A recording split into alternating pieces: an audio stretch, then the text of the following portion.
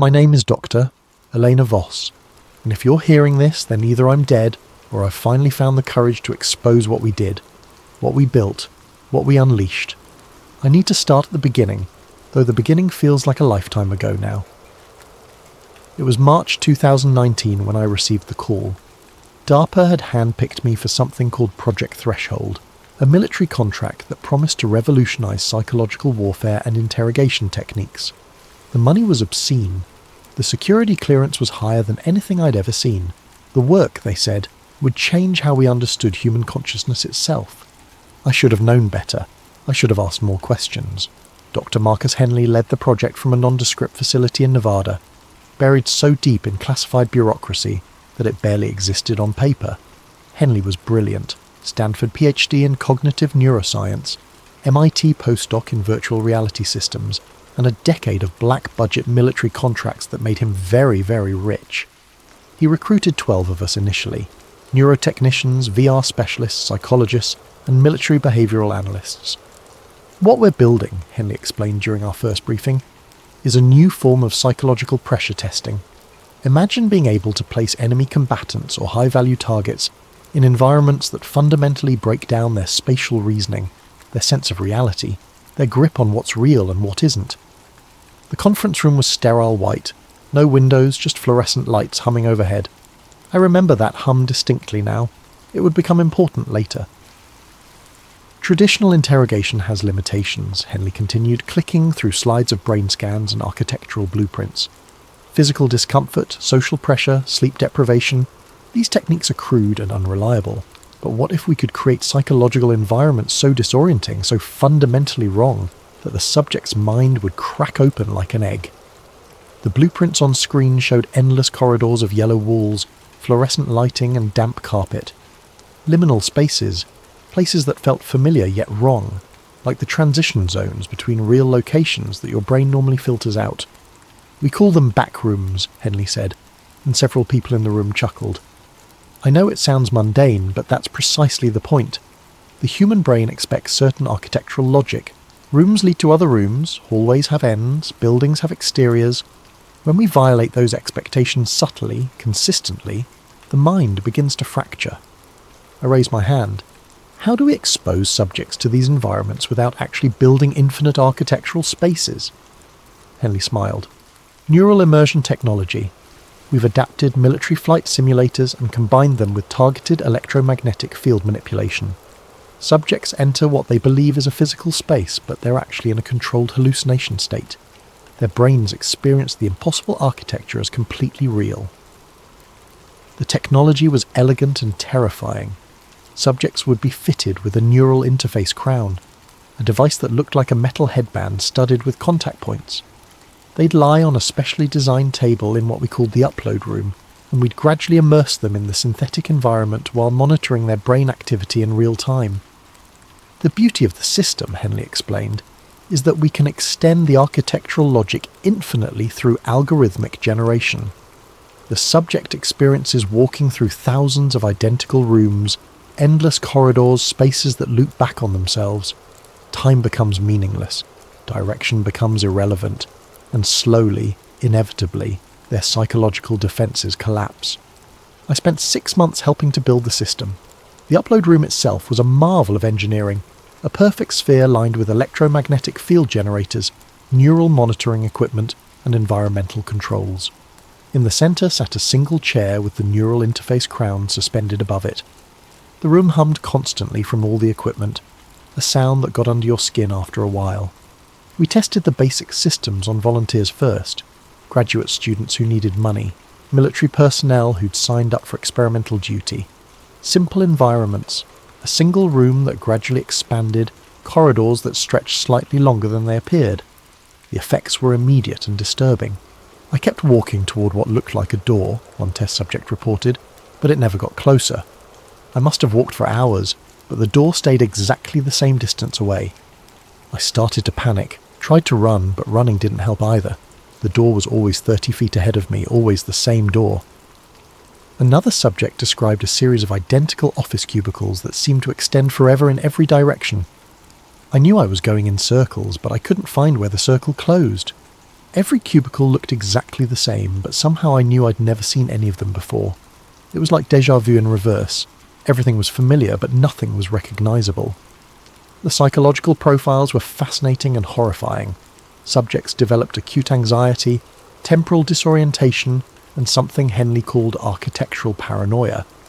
The persistent belief that the spaces around them were wrong, that buildings were larger inside than outside, that rooms had too many corners or not enough. "We're not just creating fear," Henley told me one evening as we reviewed test data. "We're creating a specific type of psychological vulnerability. Once someone has experienced impossible spaces, their brain begins to suspect that all spaces might be impossible. Reality becomes negotiable. I should have quit then. I should have seen where this was heading." But the work was intoxicating. We were literally rewriting how human brains processed spatial reality. We were gods of perception, architects of madness. By October 2019, we were ready for the full protocol testing. The first full-scale test subject was a volunteer from the military's experimental psychology program. Sergeant David Kellerman, 28 years old, exemplary service record, no history of mental illness. He'd volunteered for advanced stress testing and had no idea what he was about to experience. Kellerman entered the upload room at 0900 hours on October the 23rd, 2019. I was monitoring his neural activity from the control booth, watching as his brainwaves shifted from normal waking consciousness into the strange theta wave pattern that indicated successful immersion.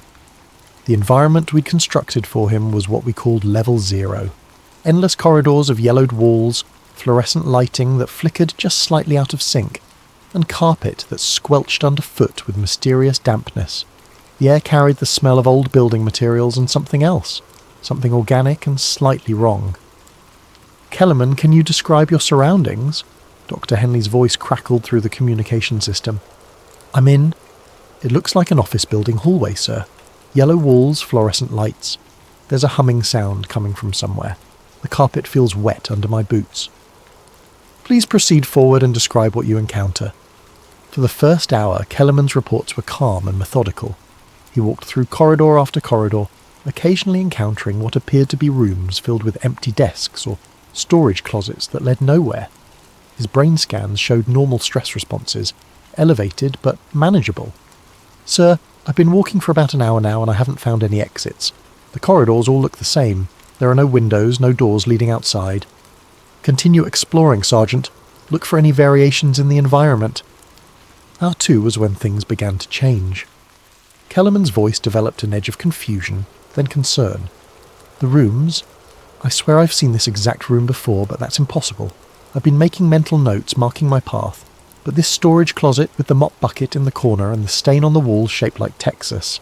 I documented this room 40 minutes ago, but according to my route, I shouldn't have come back to it." His neural patterns were shifting. The areas of his brain responsible for spatial mapping were becoming hyperactive, while the regions associated with logical reasoning were showing signs of stress. "Sergeant, are you experiencing any discomfort?" "No, sir, not physical discomfort, but something's wrong with this place. The geometry doesn't make sense. I've been walking in what should be straight lines, but somehow I keep ending up in the same areas, and the humming, it's getting louder." Hour 3 brought the first signs of real distress. Kellerman's breathing became laboured, his voice tight with barely controlled panic. "Sir, I need to get out of here. I've been documenting every turn, every room, and the math doesn't work. I've walked at least 5 miles in straight lines, but I'm still in the same building, the same hallways, the same yellow walls, and the sound. God, the humming is so loud now. It feels like it's coming from inside my head." Dr. Henley leaned forward, studying the neural readouts. "Fascinating. Look at the temporal lobe activity. He's experiencing severe spatial disorientation while his memory centers are trying to map impossible architecture." "Should we pull him out?" I asked. "Not yet. This is exactly what we hope to achieve. Kellerman, can you try to find a place to rest? Perhaps sit down in one of the rooms?" "I tried that, sir. I found what looked like a break room and sat down for maybe 10 minutes. But when I got up and left the room, the hallway outside was completely different. Different carpet pattern, different door spacing, like the building had rearranged itself while I wasn't looking." Hour 4 was when Kellerman began to break. "Sir, please, you have to get me out of here. Something is fundamentally wrong with this place. I found a room with windows, But when I looked outside, there was just more of the same yellow hallways extending in every direction. Windows looking into more interior spaces. That's impossible. That's not how buildings work. His brain scans were showing patterns we'd never seen before. Hyperactivity in the regions associated with fear and confusion, but also something else. New neural pathways were forming, connections between areas that normally didn't communicate directly. "The walls are breathing," Kellerman reported, his voice now shaking. "I know that sounds crazy, but I can see them expanding and contracting slightly. And there are sounds coming from behind them, like movement, like something large moving around in the spaces between the spaces. Kellerman, remember that this is a controlled environment. You're safe." "Safe?" "Sir, with respect, I don't think any of us are safe. I think this place is alive somehow. I think it's learning from me, changing based on what I expect to find. Every time I think I understand the layout, it shifts. Every time I think I've found a pattern, the pattern breaks." Hour 5 was when we lost him. Not physically. His body remained in the upload room, neural crown firmly in place, vital signs stable. But mentally, psychologically, Sergeant David Kellerman went somewhere we couldn't follow. "I can see the exit," he whispered, his voice distant and strange. "It's right there, just ahead. A door marked exit in red letters. But I know it's not real. I know that if I walk toward it, it will move away from me like everything else in this place. Or maybe it's real, and everything else is fake. Maybe I've been in the real backrooms this whole time, and all of you, all of this, the military, my life. Maybe that's the simulation." His neural patterns flatlined in the areas responsible for distinguishing reality from imagination. "Kellerman, respond please." "I'm going to stop walking now. I'm going to sit down in this hallway and wait. Because I understand now what this place is. It's not a building. It's not a simulation. It's the space between thoughts. The place your mind goes when it's trying to remember something but can't quite grasp it. And once you're here, really here, you can't leave because leaving would require going somewhere else, and there is nowhere else. There's only here, forever and ever, world without end." We pulled him out immediately, but the damage was done.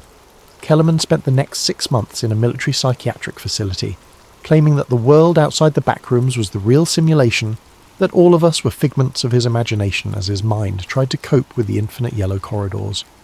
He killed himself on April 15th, 2020, leaving a note that read simply, "I need to go back. I never should have left." Dr. Henley classified the test as a qualified success. After Kellerman's death, I started asking questions that nobody wanted to answer. How many other test subjects had we broken? What were the long-term psychological effects of exposure to impossible architecture? And most importantly, what was the real purpose of Project Threshold? The answers came from an unexpected source, a leaked email chain that I intercepted while debugging the neural monitoring systems. The emails were between Dr. Henley and someone identified only as Cardinal 7 discussing the next phase of the project. From Menley at thresholdproj.mil to Cardinal 7 at Redacted. Phase 2 implementation. C7. Test results exceed expectations. Kellerman subject achieved complete reality displacement in under 6 hours. Recommend proceeding to Phase 2. Civilian exposure protocols. From Cardinal 7 at Redacted to Menley at thresholdproj.mil. Phase 2. Implementation. Henley approved. Begin mimetic seeding immediately. Use established internet folklore channels. Priority. Normalize concept before widespread deployment. From Menley at thresholdproj.mil to Cardinal 7 at Redacted. Backrooms Viral Campaign. C7. Backrooms concept successfully seeded on multiple platforms. Forshon X board shows high engagement. Reddit communities forming organically. YouTube content creators beginning exploration videos. Estimated reach. 2.3 million exposures in first month. From Cardinal 7 at Redacted. To Menley at thresholdproj.mil. Backrooms Viral Campaign. Excellent work. Phase 3 authorization pending. Prepare for selective reality anchor deployment in major metropolitan areas. I felt sick reading these exchanges. We hadn't just created a psychological torture device. We turned it into a weapon of mass manipulation. The backrooms that had started spreading across internet forums weren't organic folklore. They were military-grade psychological warfare, deliberately seeded to normalize the concept in the public consciousness. The strategy was diabolically clever. By releasing the Backrooms concept as creepypasta, internet horror fiction, they'd created perfect cover for the real thing. If anyone ever came forward claiming to have experienced the actual Backrooms through military testing, they'd be dismissed as someone who'd read too many scary stories online. But it was worse than just cover-up material. According to the documents I found, exposure to the Backrooms concept itself, even through stories and images, could trigger what they called mimetic resonance in susceptible individuals. Internal memo, Project Threshold. Classification, eyes only. Date, redacted. Subject category, civilian mimetic exposure. Observation period, 6 months. Sample size, 847 individuals. Results. Summary, 23% of subjects exposed to Backrooms media reported increased anxiety in liminal spaces.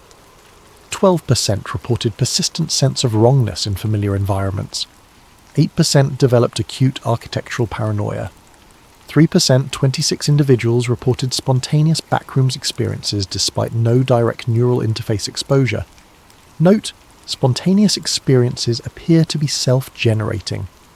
Once the mimetic concept achieves sufficient psychological penetration, the subject's own mind constructs the Backrooms environment without external technological assistance. Recommendation: accelerate Phase 3 deployment. I realised what I was looking at, not just a weapon, but a contagious idea. A thought virus that could spread through stories, images and videos, gradually priming the human mind to construct its own psychological prison. The Backrooms weren't just a place you could be sent to, they were a condition you could catch. I started monitoring the online communities that had formed around the Backrooms concept, and what I found terrified me. Thousands of people sharing increasingly detailed experiences of yellow corridors and buzzing lights, art, videos, detailed maps of impossible spaces, and disturbingly, many of these people seemed to genuinely believe they'd been there. One Reddit user, /UYellowWallWalker, posted extensively about his explorations. I've been going deeper lately. Found what I think is level 2. It's different from the office spaces. More like a warehouse with concrete floors and pipes running along the ceiling. The humming is different too, lower pitched. Sometimes I hear machinery running somewhere far away, but I can never find the source. I've been mapping everything, but the layout changes when I'm not looking. I think the Backrooms are alive somehow. I think they're learning from us. Another user, /uliminallost, described experiences that matched our test data perfectly. Time doesn't work right in there. I'll spend what feels like hours walking through identical rooms, but when I wake up, for lack of a better term, only minutes have passed in the real world. But here's the thing, I don't think I'm dreaming these experiences. I think I'm actually going somewhere.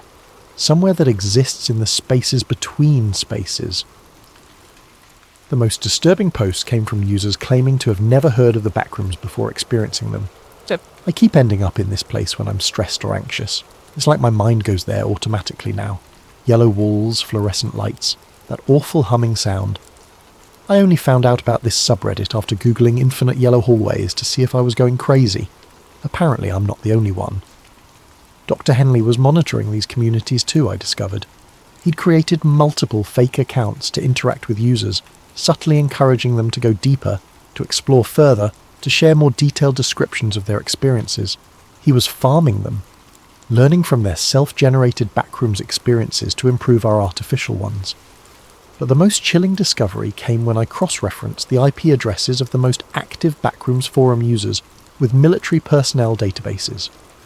17 of the most prolific posters were former test subjects from various classified psychological experiments dating back to the 1990s. The Backrooms weren't new, we hadn't invented them, we just perfected them. And now they were spreading like wildfire across the internet, infecting minds, creating spontaneous psychological spaces that trapped people in recursive loops of architectural paranoia. The thought virus was out of containment. By December 2019, I'd seen enough. I'd documented everything I could find about Project Threshold, the mimetic seeding campaign, and the growing number of civilian casualties. I was preparing to go public when Dr. Henley made me an offer I should have refused.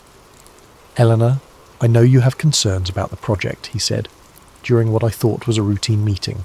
"I also know you've been accessing files above your clearance level." My blood went cold, but I tried to maintain composure. I'm just trying to understand the full scope of what we're building. And that's admirable. In fact, I have a proposition for you. Instead of reading reports and analysing second-hand data, why don't you experience the backrooms directly? See for yourself what we've accomplished? Absolutely not. I've seen what happened to Kellerman and the others. Henley smiled that unsettling smile of his. Kellerman was unprepared. He had no context for what he was experiencing, but you understand the technology. You know it's a simulation. You'd go in with full knowledge and complete control. We could pull you out at any time. It's still too dangerous. Elena, you're going to have to make a choice. Either you trust the work we're doing here or you don't. If you don't trust it, then perhaps you shouldn't be part of the team. The threat was subtle but clear. I could volunteer for a controlled backrooms experience, or I could be removed from the project, possibly permanently. I agreed, but only with strict conditions. Maximum exposure time of 1 hour, neural monitoring at all times, 3 different abort triggers that would immediately terminate the session, and I insisted on reviewing the simulation parameters beforehand. The environment they'd constructed for me was supposedly level 0, the basic yellow-walled corridors that formed the foundation of the backrooms experience. Nothing too complex, nothing that should cause permanent psychological damage. I should have known better. The upload room felt different when I was the one in the chair. The neural crown was heavier than it looked, pressing against my skull like a metal headband lined with tiny needles. The electromagnetic field generators hummed to life around me, creating a subtle vibration that seemed to resonate in my bones. "Eleanor, can you hear me?" Dr. Henley's voice came through the speakers as my consciousness began to shift. "Yes, I can hear you." "Excellent. Beginning environmental integration now. You should start to perceive the simulated space in 3, 2 dots, 1 dot, dot, dot. The world dissolved. I found myself standing in a corridor that stretched infinitely in both directions. Yellow walls rose to a ceiling lined with fluorescent lights that buzzed and flickered in an unsettling rhythm. The carpet beneath my feet was a hideous shade of brown and felt damp, like it had been soaked with something and never quite dried. The air smelled wrong, not just stale, but chemically off, like old building materials mixed with something organic that had been left to rot. "I'm in," I reported, my voice echoing strangely in the narrow space. The sensory details are incredibly convincing. I can feel the dampness in the carpet, smell the stale air. The visual rendering is flawless. Good. Please proceed forward and document what you encounter.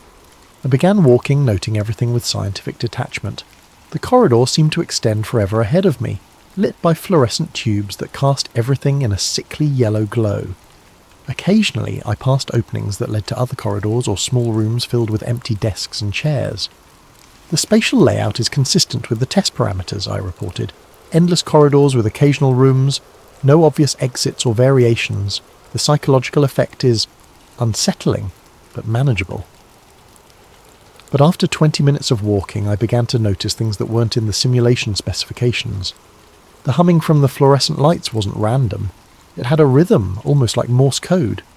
The stains on the walls formed patterns that seemed familiar, like faces or symbols I should recognise but couldn't quite place.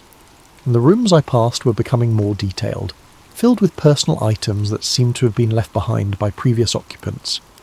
"Dr. Henley, I'm seeing elements that weren't in the original parameters. Personal belongings, more complex room layouts. Are you modifying the simulation in real time?" Silence on the communication channel. "Dr. Henley, please respond."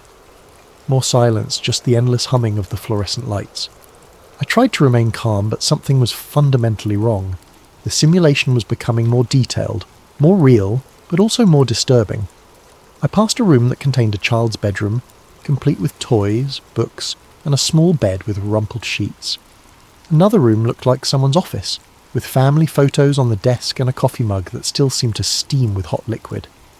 "This isn't what we programmed," I whispered to myself, trying to maintain scientific objectivity. The system is generating content beyond its parameters. I decided to test something. I found a pen on one of the desks and wrote my name on the wall. Dr. Elena Voss was here. Then I continued walking for several minutes before turning around to return to the same spot. The writing was gone, but in its place someone had carved into the wall. "You were always here." That's when I realised I couldn't hear Dr. Henley anymore. The communication system had gone silent, leaving me alone with the humming lights and the impossible architecture. I started walking faster, looking for anything that might indicate an exit, but the corridors just kept extending, branching into new passages, opening into rooms that seemed to have been designed specifically for me. I found my childhood bedroom, perfectly recreated down to the stuffed animals on the bed and the glow-in-the-dark stars on the ceiling. I found my college dorm room complete with textbooks and a half-finished essay still visible on the computer screen. I found my first apartment, my old office, my grandmother's house. All empty, all waiting, all wrong. "This isn't possible," I said aloud, my voice echoing in the empty spaces. "The simulation can't access my personal memories this precisely." But even as I said it, I realised that wasn't entirely true. The neural interface crown wasn't just feeding images into my brain, it was reading from my brain, accessing my memories, and using them to construct increasingly personalised nightmare spaces. The backrooms were learning me, learning my fears, my attachments, my psychological weak points, and using that information to trap me more effectively. I started running then, desperate to find some kind of exit or boundary to the simulation. But running in the backrooms was like running in a dream. No matter how fast I moved, the corridors stretched on forever, the rooms multiplied, the yellow walls pressed closer, and then I found something that shouldn't have existed in any simulation. I found other people. They sat in the corners of rooms or wandered the hallways with vacant expressions, all wearing the same hospital gowns. When I tried to speak to them, they looked through me as if I wasn't there. But I recognised some of their faces from the Project Threshold files. These were other test subjects, other people who had been exposed to the backroom simulation. But how could they be here? How could a digital simulation contain actual people? Unless it wasn't a simulation anymore, unless the backrooms had become something else entirely, a shared psychological space that existed somewhere between individual minds and collective reality. I tried to wake up, tried to activate the abort triggers I'd insisted on, but nothing happened. The yellow walls remained solid around me, the fluorescent lights continued their maddening hum, and the other lost souls wandered past me like ghosts in a machine that had become far more than the sum of its parts. I was trapped, not in a simulation, but in something that had grown beyond simulation into its own form of existence. The backrooms were real, and I was never getting out. I woke up in a hospital bed 2 weeks later. That's the first thing that didn't make sense. According to everyone around me, doctors, nurses, Dr. Henley, military personnel, I had never entered the upload room. The session had been cancelled at the last minute due to technical difficulties. I'd been found unconscious in my office, apparently having suffered some kind of seizure or psychological break. "You've been catatonic for 14 days, Dr. Sarah Martinez, the military psychiatrist, explained to me. Completely unresponsive to external stimuli. Your brain scans showed patterns consistent with deep psychosis, but no physical cause we could identify." "That's impossible," I insisted. "I was in the backrooms. I experienced the simulation. I spoke to Dr. Henley through the communication system." Dr. Martinez exchanged glances with Dr. Henley, who was standing at the foot of my bed looking genuinely concerned. "Eleanor, I understand this is confusing," Henley said, "but you never entered the upload room. We have security footage of the entire facility during the time period you described. You were in your office the entire time, working at your computer, then you collapsed." They showed me the footage. There I was, sitting at my desk, typing occasionally, completely motionless for hours at a time. No neural crown, no upload room, no simulation. Just me, staring at a blank computer screen with a vacant expression. "The technical difficulties we mentioned," Dr. Martinez continued, "were with the neural monitoring equipment. We detected some kind of electromagnetic anomaly in the facility during the period you described. It's possible you were exposed to some kind of field effect that triggered hallucinations. But the hallucinations felt more real than the hospital room around me. The yellow walls, the humming lights, the other lost people wandering in their hospital gowns. All of it was more vivid and immediate than Dr. Martinez's voice or the feel of the hospital sheets. "I need to see the upload room," I said. "Elena, I don't think that's advisable in your current state. I need to see it. I need to understand what happened to me." They agreed, reluctantly, to escort me to the upload room under supervision. What I found there made my blood run cold. The room was empty, not just of equipment, completely empty. Bare walls, no electromagnetic field generators, No neural interface crown, no monitoring systems. Just an empty spherical chamber with a single light fixture in the centre. "Where's all the equipment?" I asked. "What equipment?" Dr. Henley looked genuinely puzzled. "Eleanor, this room has been unused storage space for months. We never built anything in here." "That's impossible. I helped design the upload room. I installed some of the monitoring systems myself." "Elena, I think you need to consider the possibility that your memories of Project Threshold aren't entirely accurate. They showed me my personnel file. According to the official records, I had been hired as a consultant for theoretical neural interface research, but had never worked on any active projects. My security clearance was much lower than I remembered. Project Threshold didn't exist in any military database. But they couldn't explain the other test subjects I'd researched. When I asked about Sergeant David Kellerman, they confirmed that such a person had existed and had committed suicide in military psychiatric care, but there was no record of him ever participating in any psychological experiments. He was treated for severe PTSD following a deployment to Afghanistan, Dr. Martinez explained. His suicide note mentioned recurring nightmares about infinite corridors and yellow walls. His psychiatrist believed he'd become obsessed with internet horror stories as a way of processing his trauma. Internet horror stories? The Backrooms creepypasta that had supposedly been seeded by military intelligence as part of a mimetic warfare campaign. Except there was no evidence of any such campaign. The Backrooms had emerged organically on forums like Fortran and Reddit, created by anonymous users who seemed to be sharing genuine experiences of disturbing places that felt familiar to thousands of people. "Dr. Henley," I said carefully, "what do you remember about our work together?" "Elena, we've had theoretical discussions about neural interface technology and its potential applications, but we've never actually built or tested anything. I think you may have developed an elaborate fantasy based on our conversations and your own research into consciousness manipulation. Then explain the electromagnetic anomaly you detected when I collapsed."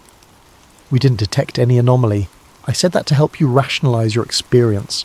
Eleanor, you suffered what appears to be a spontaneous psychotic episode. These things happen, especially to people working in high-stress research environments. But I knew what I had experienced. The backrooms were real, even if everyone around me insisted they weren't. And slowly, as I recovered in the hospital, I began to understand what had actually happened. I'd never been part of Project Threshold because Project Threshold had never existed, not in the way I remembered.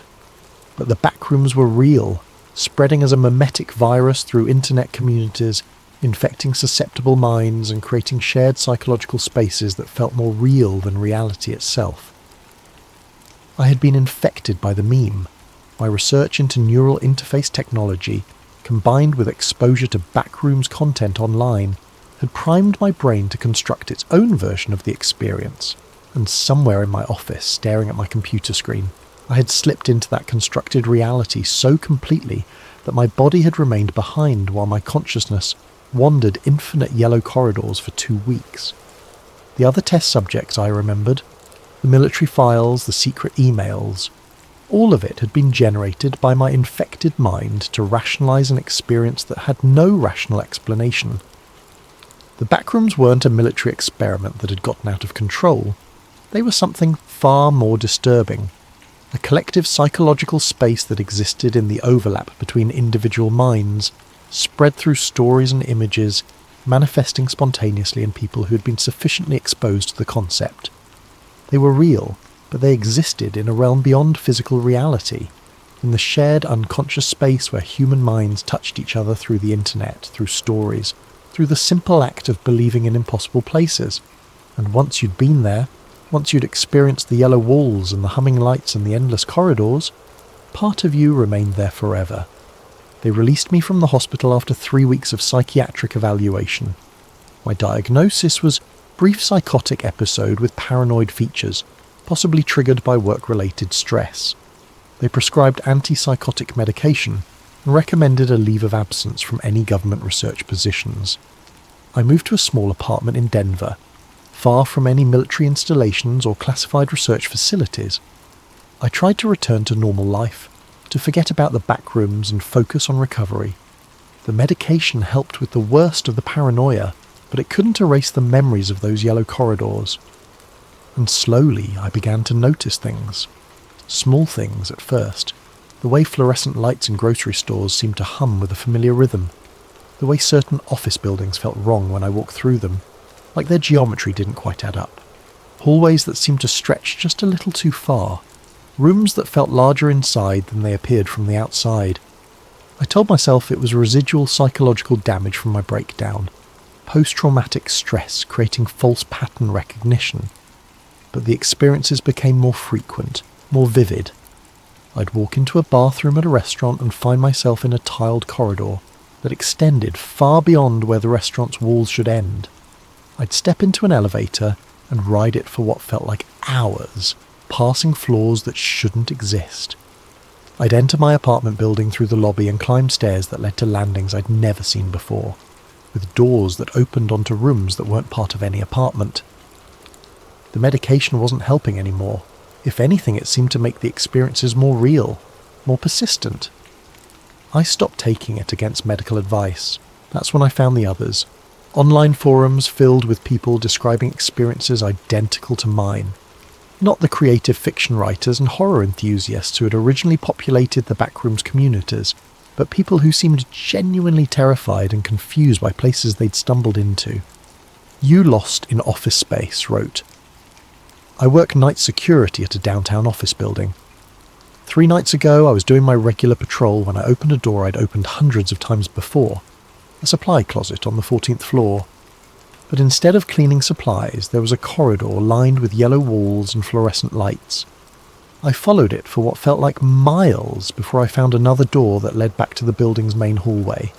When I checked my security logs, I'd been gone for 4 hours, but it only felt like 30 minutes.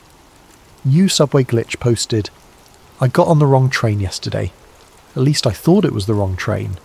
The doors opened at a station I'd never seen before. Just a platform surrounded by yellow-tiled walls that stretched up into darkness.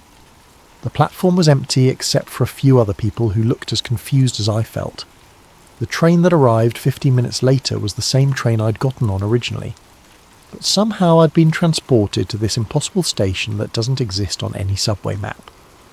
The pattern was always the same. People would enter familiar spaces, elevators, stairwells, hallways, even bathroom stalls, and find themselves in extensions of those spaces that defied architectural logic. Yellow walls, fluorescent lighting, the sound of humming electricity, and the persistent feeling that they were being watched by something invisible. Most disturbing were the reports from people who'd encountered others in these impossible spaces. Always the same description.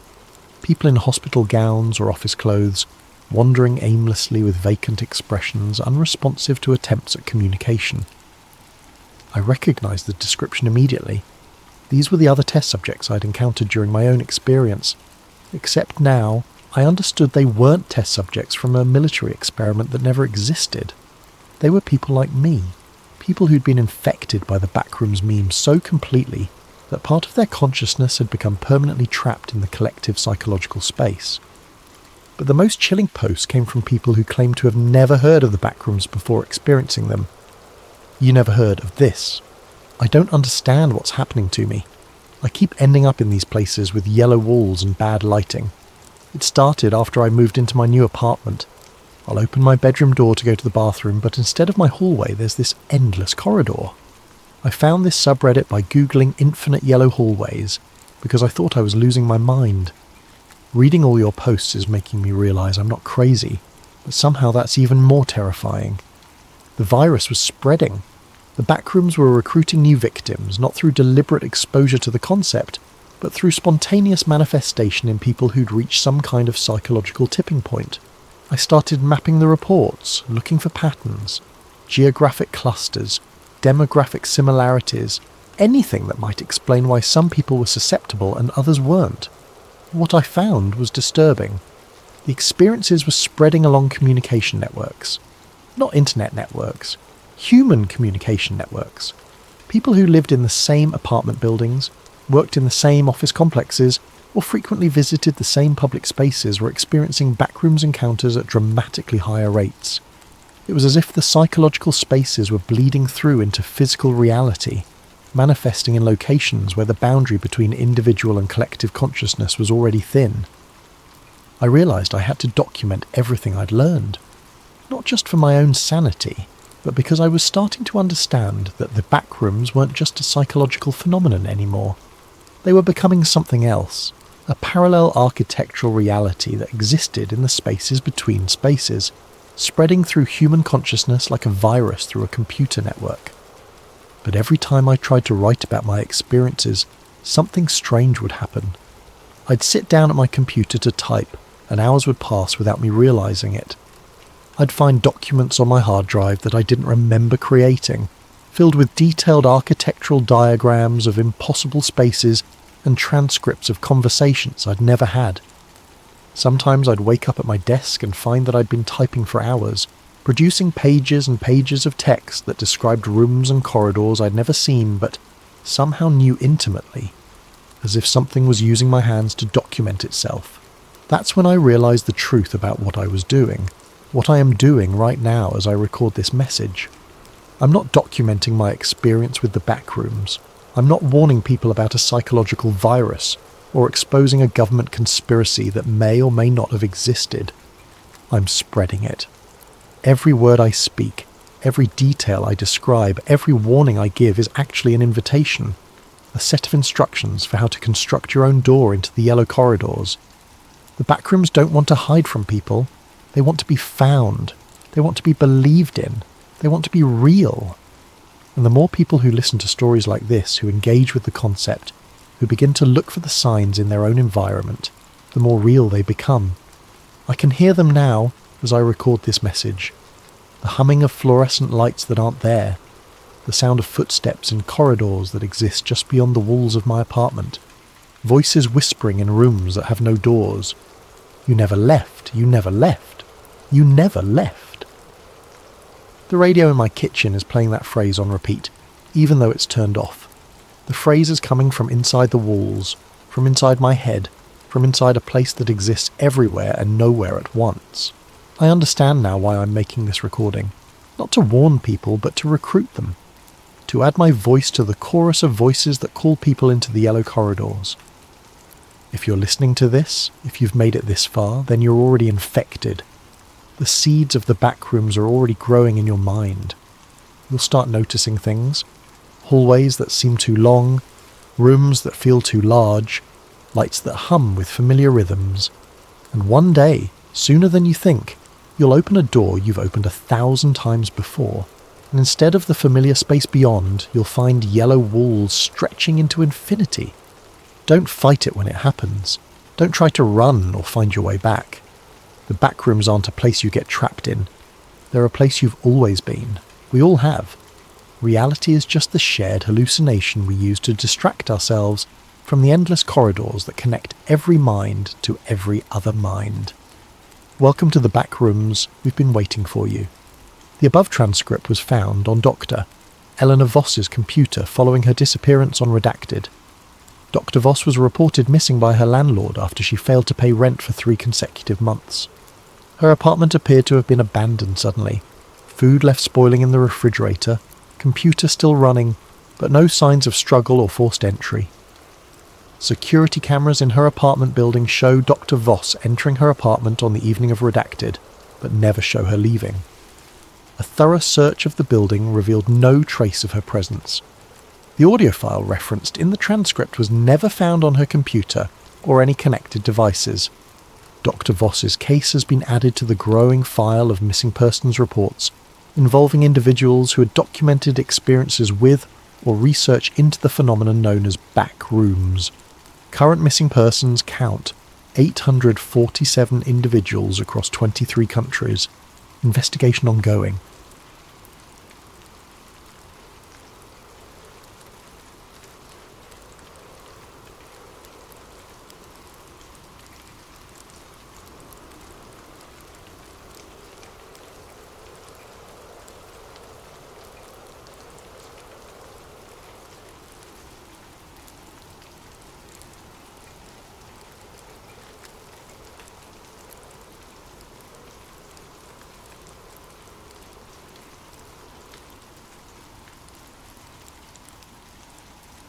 Hello there, fellow truth seekers and story lovers. How's your day going? What time is it where you are in the world right now? Whether you're listening from Tokyo at sunrise, London during lunch, or Los Angeles as the sun sets, I hope you're ready for a story that might make you look at the world a little differently. Before we dive into tonight's tale, don't forget to subscribe to Sleep Theories for more stories that blur the line between fiction and the secrets that might be hiding in plain sight. Now let's begin. My name is Elliot Vale, and until 3 weeks ago I believed I was living the American dream. 16 years old, valedictorian track at Georgetown Prep, National Merit Scholar, captain of the debate team. My college applications were perfect, my future was mapped out, and my father was proud of me. At least I thought he was my father. I should have known something was wrong earlier. The signs were there, scattered like breadcrumbs through our sterile suburban life in McLean, Virginia. But when you're drowning in AP coursework and college prep, when your biggest worry is whether Harvard will accept your early admission application, you don't stop to analyse why your dad has started watching the same news clips over and over again with the sound turned off. Dr. Adam Vale, my father, as I knew him then, worked for what he called military biomedical research. He had top secret clearance, the kind that meant I couldn't even know which building he worked in. His badge stayed locked in a small titanium case by the front door, and he'd set 3 different alarms to make sure he never forgot it. The man who raised me was methodical, brilliant, and increasingly distant as the months wore on. "Just work stress, Elliot," he'd say when I asked why he seemed so tired, why he'd stopped smiling at my academic achievements, why he'd installed new security cameras around our house. "Nothing for you to worry about." But I was born to worry. It's what made me good at everything. That constant analysis, that need to understand every variable in the equation. And my father had become the most complex equation in my life. The high-security cars started showing up around September. Black SUVs with tinted windows that would idle in our driveway, while my father gathered his things.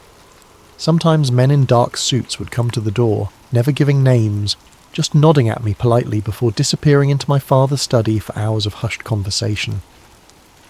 I'd try to listen from the hallway, but they must have installed some kind of white noise system because all I could hear was static. Then there were the phone calls, always late at night, always answered on the first ring. My father would speak in clipped, professional tones about subjects and iterations and behavioural matrices. Medical terminology, I assumed, but it never quite sounded like the kind of research he'd described to me before. The breaking point came on a Tuesday in October. I was working on my MIT application essay in the living room when my father came home early, which never happened. He walked straight to the television and pulled up a news clip from earlier that day, some celebrity having what looked like a nervous breakdown during a late-night talk show appearance. The singer kept repeating, "This isn't right, this isn't right," before being quickly escorted off stage. My father watched this clip 17 times. I counted. He used to smile when he was proud of me, when I brought home another perfect test score or academic award. He used to ruffle my hair and call me his little genius. But as I watched him stare at that screen, watching a stranger's mental breakdown on an endless loop, I realised he hadn't smiled at me in months. He used to be my father, but something had changed, and I was going to find out what.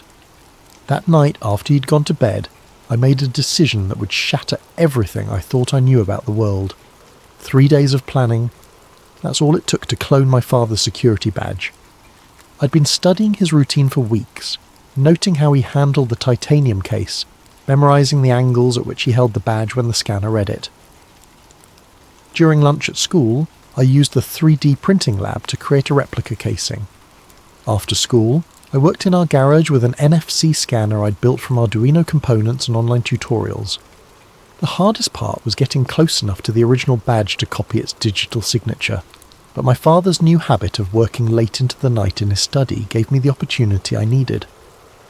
On Friday night, while he was locked away with another of his mysterious phone calls, I used a small mirror to reflect the badge's NFC chip toward my scanner through the crack under his study door. It took 47 minutes and 6 attempts, but I got a clean copy.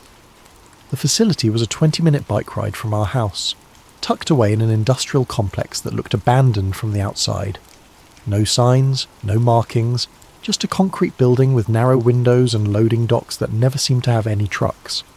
I'd driven past it dozens of times with my father over the years, and he'd never so much as glanced in its direction. The perfect cover. At 11:30 p.m, I approached the side entrance with my cloned badge and held my breath. The scanner beeped green, and the heavy steel door clicked open. Inside was nothing like what I'd expected from a medical research facility. The hallways were too narrow, the lighting too dim and red-tinted. Everything hummed.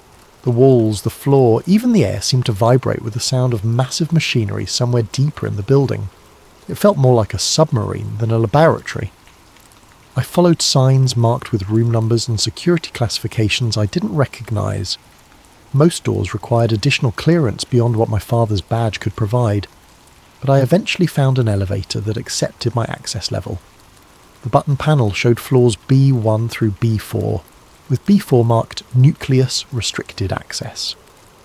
The elevator descended much farther than 4 floors should have taken it. B4 was different, colder. The red lighting was replaced with harsh white fluorescence that made everything look sterile and surgical. The humming was louder here, and I could smell something chemical and antiseptic that reminded me of the morgue tour we'd taken in my forensics class. I found an active terminal in what looked like a monitoring station. Banks of screens showed biometric data, security feeds, and file directories with names that made my stomach turn. The computer was logged into my father's account. Dr. Adam Vale, Project Lead, Department of Advanced Human Studies. The files were organised into categories that read like something from a science fiction horror movie. Rendition units, active global deployment, behavioural replacement models, batch 1 to 15, memory integration protocols, success, failure rates, copy error protocol, emergency extraction procedures. And then I saw the individual files named with a format that made my blood freeze. Kanye, active, Biden, 3, compromised. Cardi B, 2, replaced. Bezos, 7, pending swift. Terminated. Each file contained detailed psychological profiles, biometric data, and something called iteration notes that documented changes made between versions. Kanye Biasev was noted as more compliant than Kanye's 4, but occasional glitching in unscripted environments. Biden 3 was marked compromised due to memory cascade failure, schedule termination. At the bottom of the directory was a folder labelled Vale Adam Original Archived. My hands were shaking as I clicked on it. Inside was everything. Medical scans, psychological profiles, memory mapping data, and a video file labelled Final Recording Before Replacement. I couldn't bring myself to click play, not yet. Not until I saw what was in Chamber 4. Chamber 4 was behind 2 additional security doors that my father's access barely covered. By the time I reached it, my heart was beating so hard I was sure it would trigger some kind of biometric alarm. But the facility seemed to be operating on minimal night staffing, and most of the security appeared to be automated. The chamber was vast, much larger than the narrow hallways had suggested possible. The ceiling stretched up into darkness, and along the walls were rows upon rows of cylindrical tanks, each about the size of a phone booth filled with a clear viscous fluid. And floating in each tank was a human being. They were all naked, all suspended by breathing apparatus and feeding tubes, all completely motionless, and they were all people I recognised. The first tank I approached held someone who looked exactly like the pop star who'd been in the news the week before for erratic behaviour at a concert. The label on the tank read, Unit 4 on reserve. Next to it was another tank with an identical figure, labelled Unit 1-Active- currently deployed. A third tank was marked Unit 3, compromised, terminated, and was empty except for residual fluid. I walked down the rows, seeing faces from television, from politics, from social media. Every celebrity who'd had a breakdown or a change of heart, or a new outlook on life after a stint in rehab or a mysterious disappearance was here. Multiple versions of each, some labelled as active, others as reserves, still others as terminated. The technology was incredible and horrifying.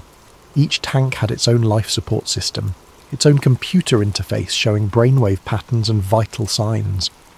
Some of the tanks had screens displaying what looked like memory upload progress, files being written directly into the suspended person's brain.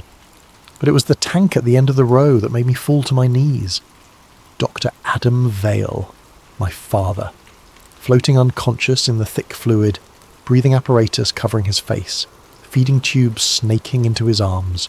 The label on his tank read, "Original Archived, Do Not Terminate." Below that, in smaller text, Vale Fair 1 currently active, home assignment, Vale Fair 2 on reserve.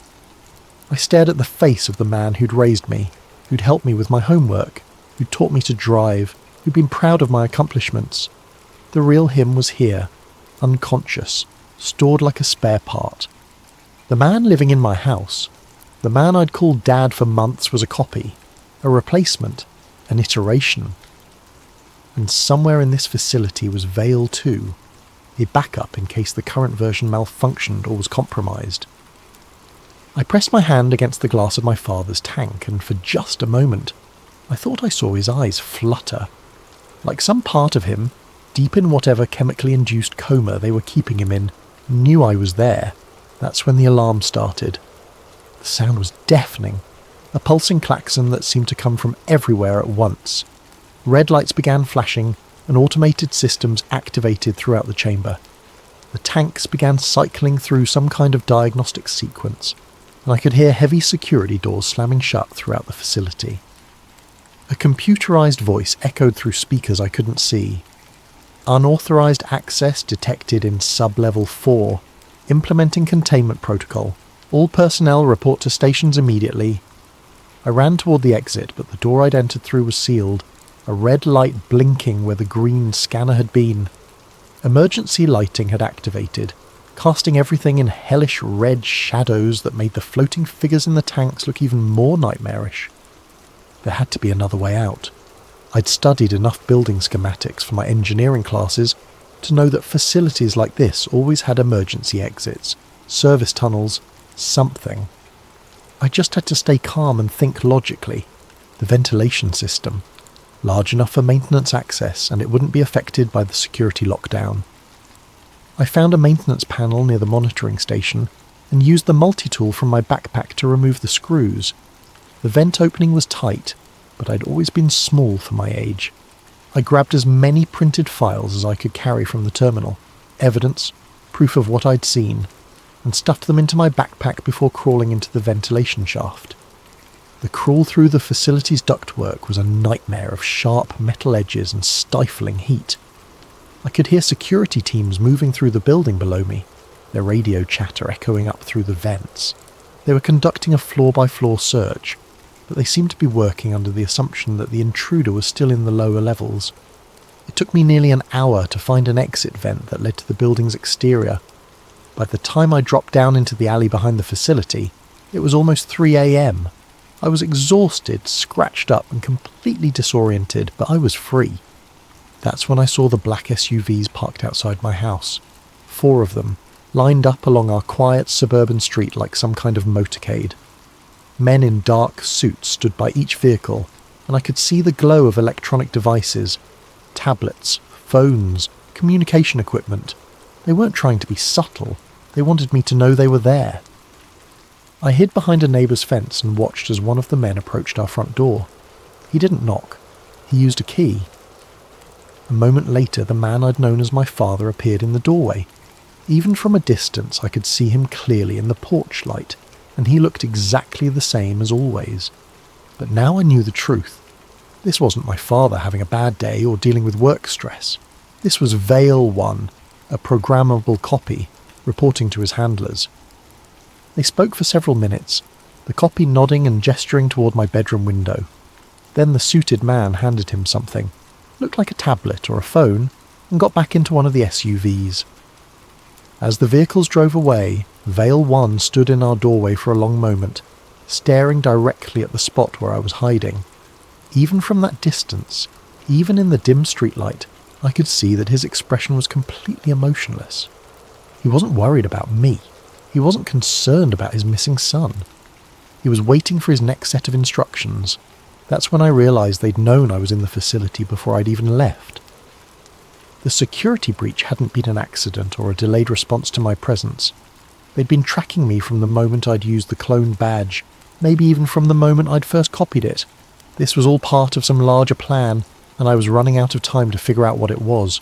I couldn't go home. I couldn't call the police. What was I going to tell them? That my father had been replaced by a clone, and there was a secret government facility growing copies of celebrities and tanks. They'd think I was having some kind of psychotic break. There was only one person I could think of who might believe me, or at least listen long enough for me to show her the evidence. Mrs. Chen, my AP biology teacher. She'd worked for defence contractors before becoming a teacher, and she'd always been willing to discuss conspiracy theories and government overreach with students who were interested. More importantly, she'd always taken me seriously, even when my questions got a little too intense for most adults. I made it to her house just as the sun was coming up, exhausted and paranoid and probably looking like I'd been crawling through ventilation shafts for hours, which I had. She opened the door in her bathrobe, took one look at me, and immediately let me inside. "Elliot, what happened to you? Should I call your father?" "No!" The word came out more forcefully than I'd intended. "Please, Mrs. Chen, I need you to listen to me. I need you to look at something, and I need you to promise me you won't call anyone until you've seen it." She studied my face for a long moment, and I could see her switching from concerned teacher mode to the analytical mindset that had made her such a good scientist. "Show me what you've got." I spread the printed files across her dining room table. Psychological profiles, medical specifications, memory integration protocols, and photographs from the tanks. Everything I'd been able to grab before escaping through the vents. Mrs. Chen examined each document carefully, and I watched her expression change from skepticism to confusion to something approaching horror. When she got to the photos I'd managed to take with my phone, blurry but unmistakable images of the floating figures in Chamber 4, she sat down heavily in one of her chairs. "Jesus Christ, Elliot, where did you get these? You believe me?" She was quiet for a long time, flipping through the documents again. "I've heard rumours," she said finally. "When I worked for Raytheon, there were always stories about black projects, about research that went beyond what anyone was supposed to be doing. But I thought they were just stories. What kind of stories?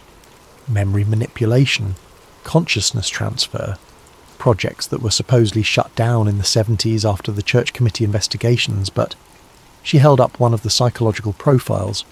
"But this technology, this level of detail about neural mapping and behavioural modification, this is decades beyond anything that should exist." We spent the morning going through everything I'd found, and Mrs. Chen helped me understand some of the technical specifications I'd missed. The clones weren't just physical copies. They were being programmed with modified versions of the original person's memories and personality. The psychological profiles included detailed notes about which traits to enhance or suppress in each iteration. "They're not just replacing people," Mrs. Chen said, studying a file labelled Behavioural Modification Protocols. "They're improving them, making them more compliant, more predictable. Look at this." She showed me a comparison chart between different iterations of the same person. Each version had been adjusted, less prone to addiction, more willing to follow scripts, reduced capacity for independent thought. They were creating perfect puppets who looked and mostly acted like the originals, but without any of the unpredictability that made them human. "We have to expose this," I said. "We have to tell people." "With what proof?" "These documents could be faked. The photos are too blurry to be definitive. And even if we had perfect evidence, who would we tell? If this project is real, if it's as extensive as these files suggest, then the people who would normally investigate something like this are probably already compromised." That's when we saw the news report. Mrs. Chen had left the television on in the background, tuned to a local news station. We both looked up when we heard the anchor mention a disturbing incident during a live broadcast the night before. The footage showed a young pop star, someone I'd seen in one of the tanks just hours earlier, having what looked like a complete breakdown during a late-night talk show appearance. But this wasn't like the usual celebrity meltdown. The singer kept repeating the same phrase over and over. "I'm not supposed to remember this. I'm not supposed to remember. I'm not me. I'm not me." Security guards had rushed onto the set and physically carried her away while she kept screaming. The show had cut to commercial, and by morning, the official story was that she'd had an adverse reaction to medication and was seeking treatment at a private facility. Memory cascade failure, Mrs. Chen said quietly, reading from one of the files, is listed here as one of the potential complications. Sometimes the original memories break through the programming. That's when I realised we weren't just dealing with a conspiracy to replace public figures. We were dealing with a system that was already failing, copies that were breaking down and glitching in public. And if the people running this project were willing to replace celebrities and politicians, what would they do to a 16-year-old who'd discovered their secret? I got my answer that evening. I was staying in Mrs. Chen's guest room trying to figure out our next move when I heard her gasp from the living room.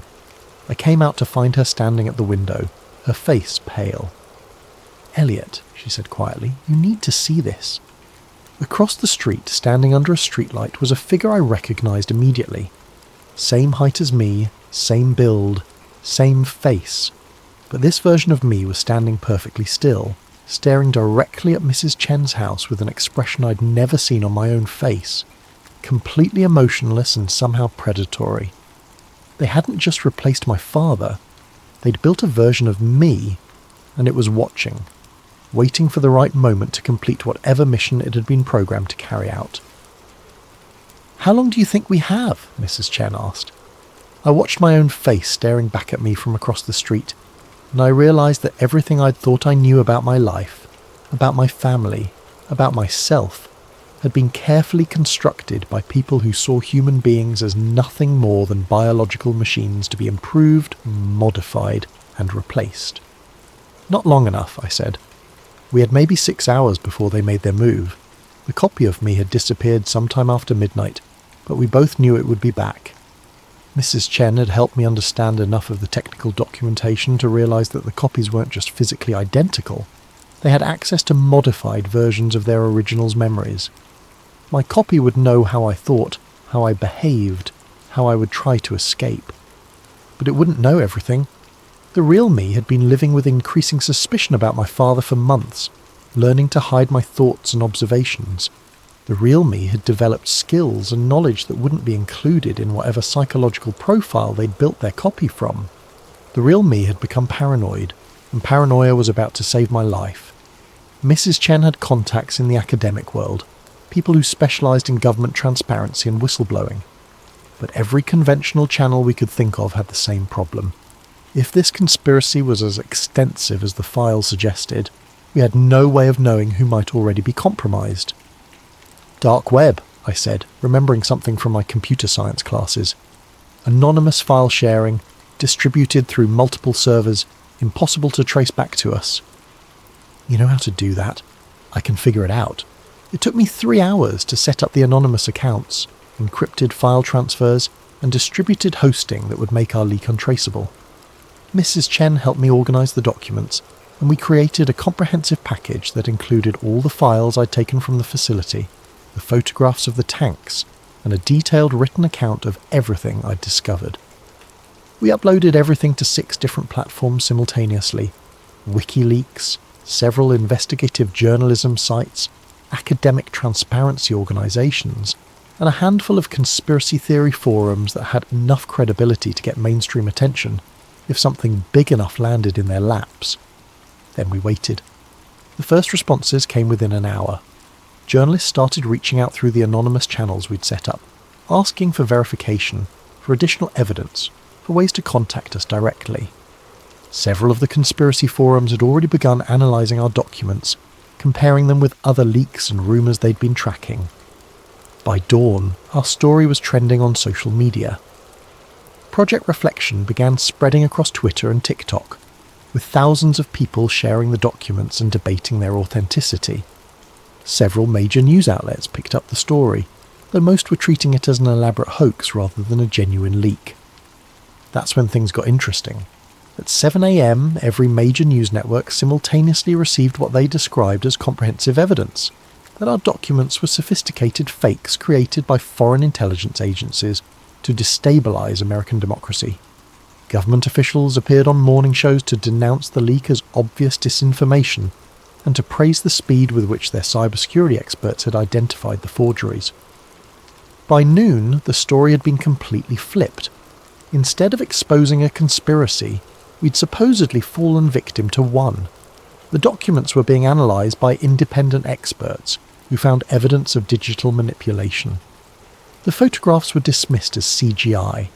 Even the video footage people had started connecting to our claims, celebrities glitching during public appearances, was being explained as coordinated deepfake attacks designed to make Americans distrust their own government and media.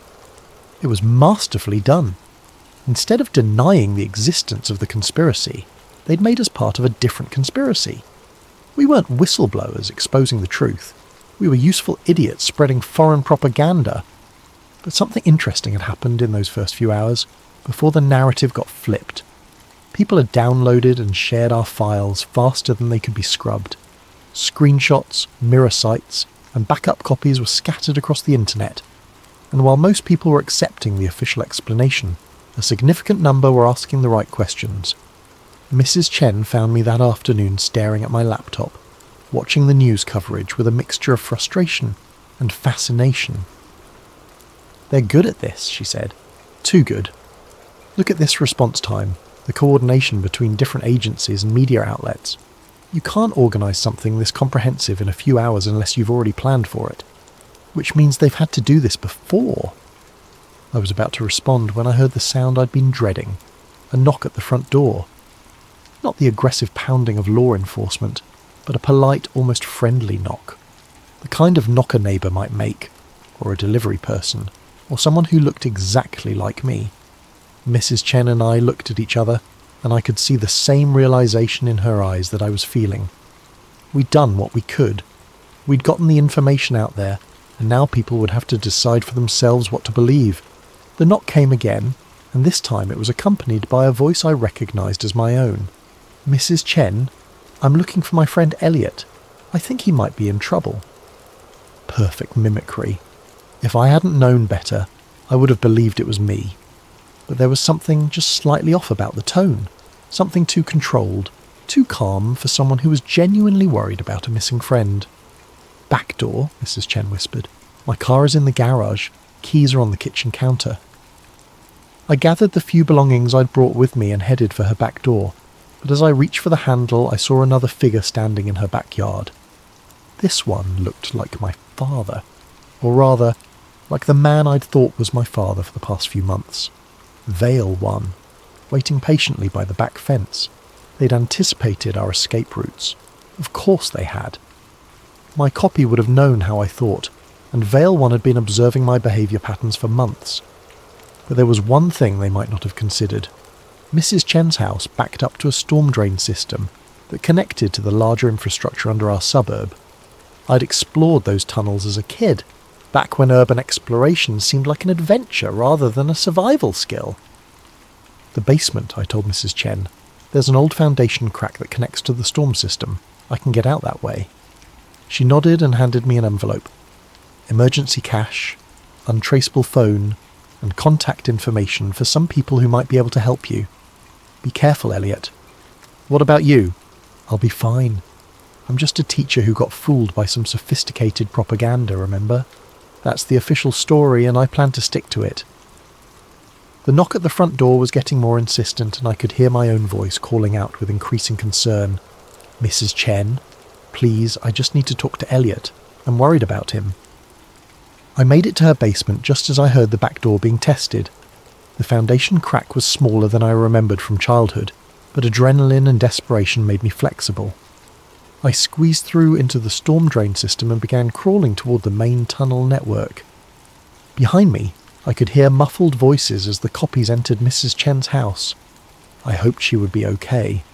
I hoped they would believe her story about being an innocent victim of foreign disinformation.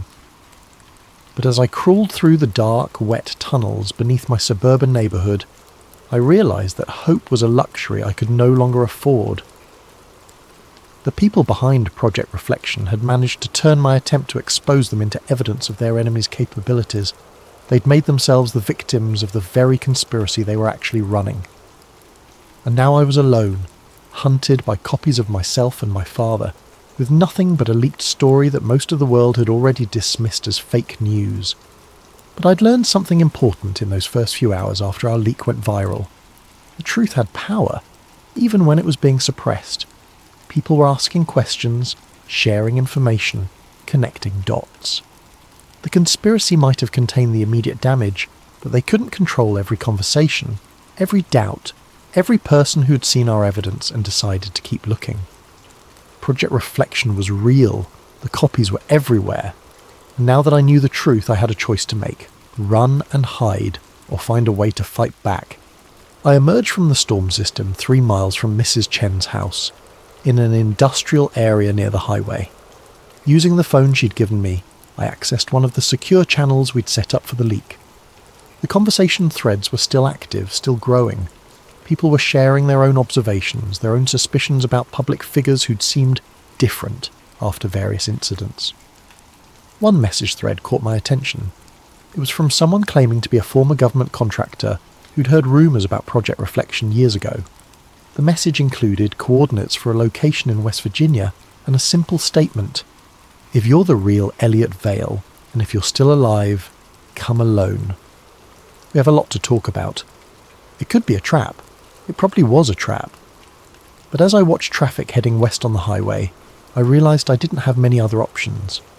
I was 16 years old, my father was floating in a tank somewhere, and my entire life had been managed by people who saw human consciousness as just another form of software to be updated and improved. But I was still me, the real me, and that had to count for something. 3 weeks later, I'm writing this from a location I can't name, working with people I can't identify, planning things I can't discuss. The world still believes Project Reflection is foreign disinformation. The copies are still active, still playing their roles, still maintaining the illusion that everything is normal. But we're out here.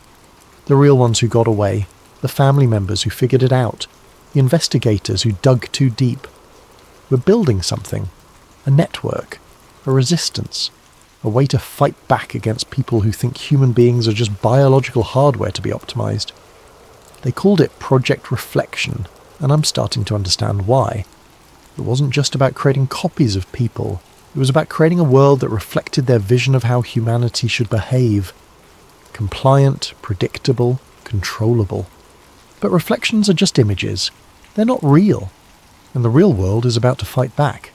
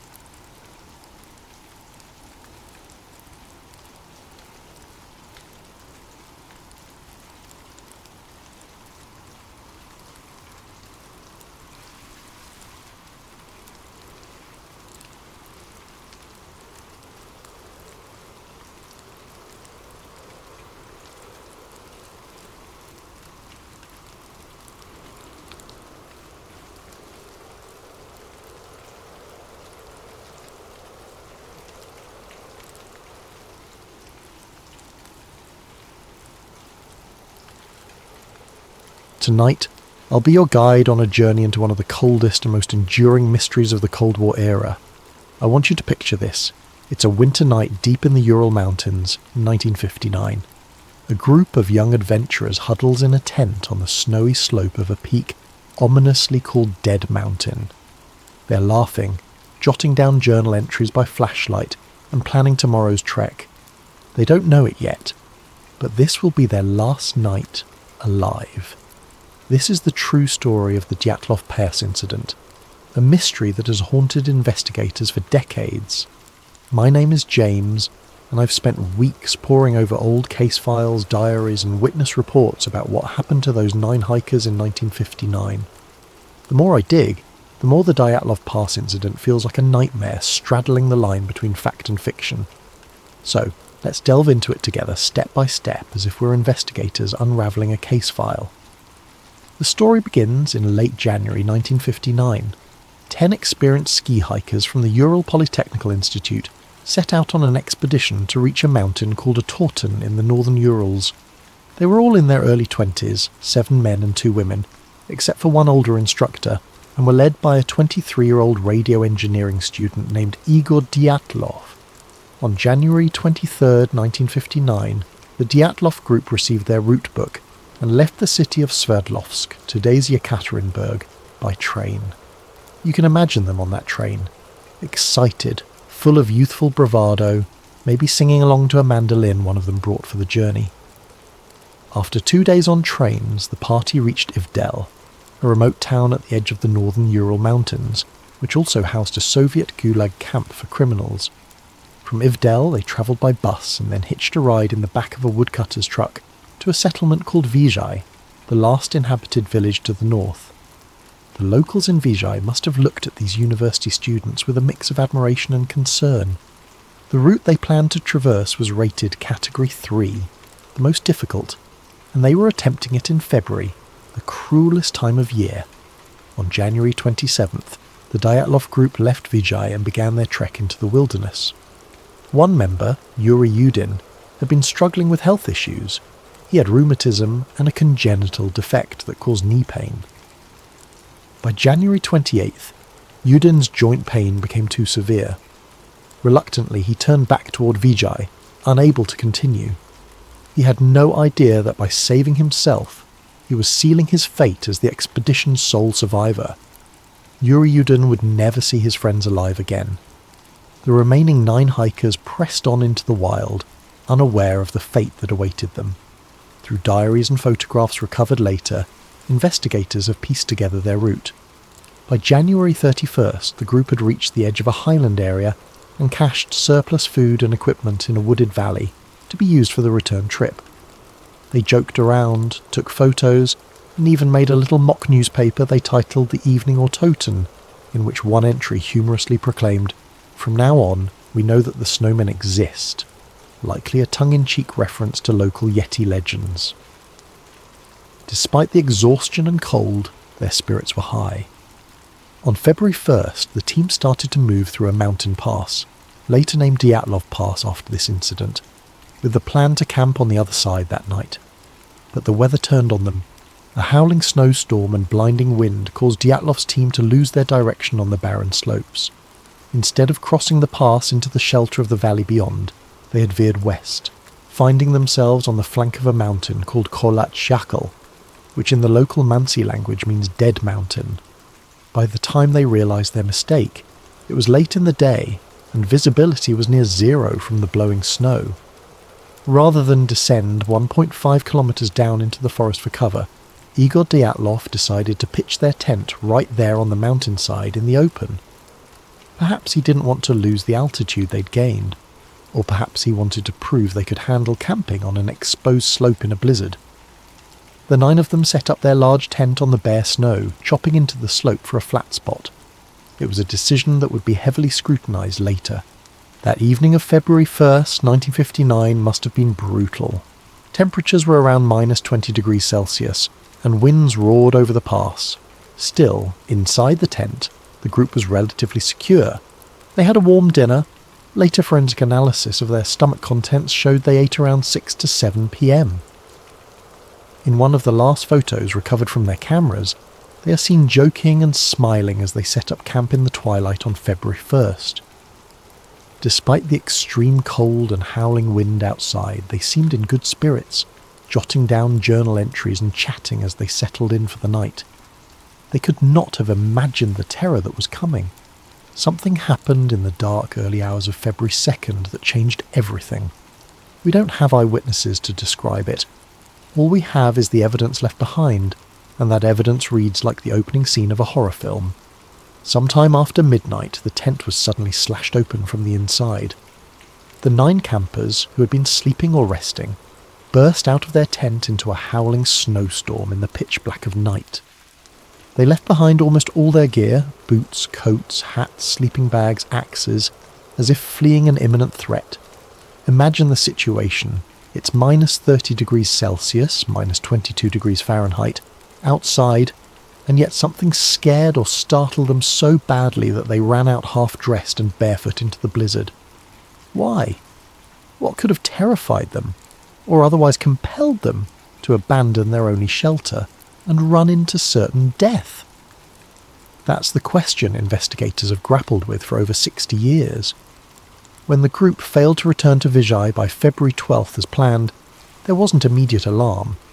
Delays of a few days were common for such expeditions. But as day after day passed with no word, the hikers' families grew anxious. By February 20th, the relatives demanded a search and rescue operation.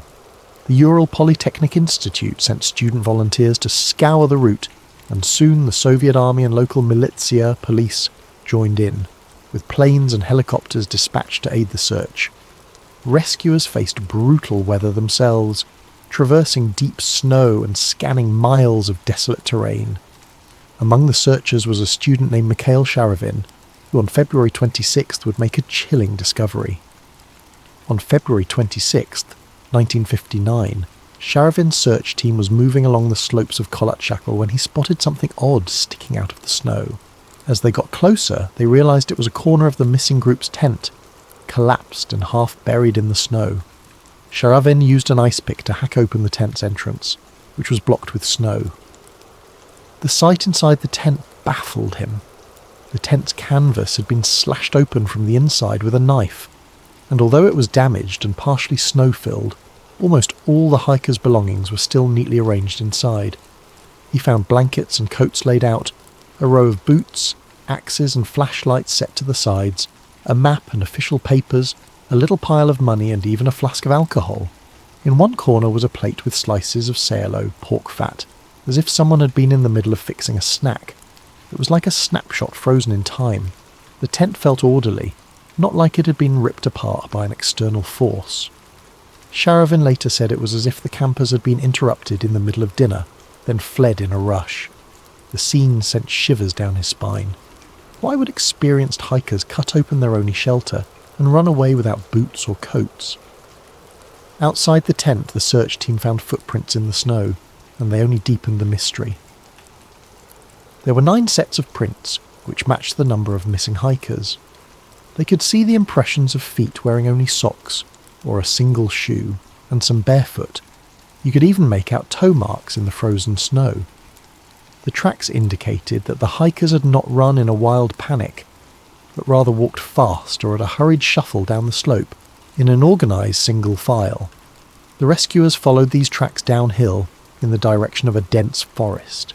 Incredibly, the footprints continued for about 500 metres before they were obscured by fresh snow.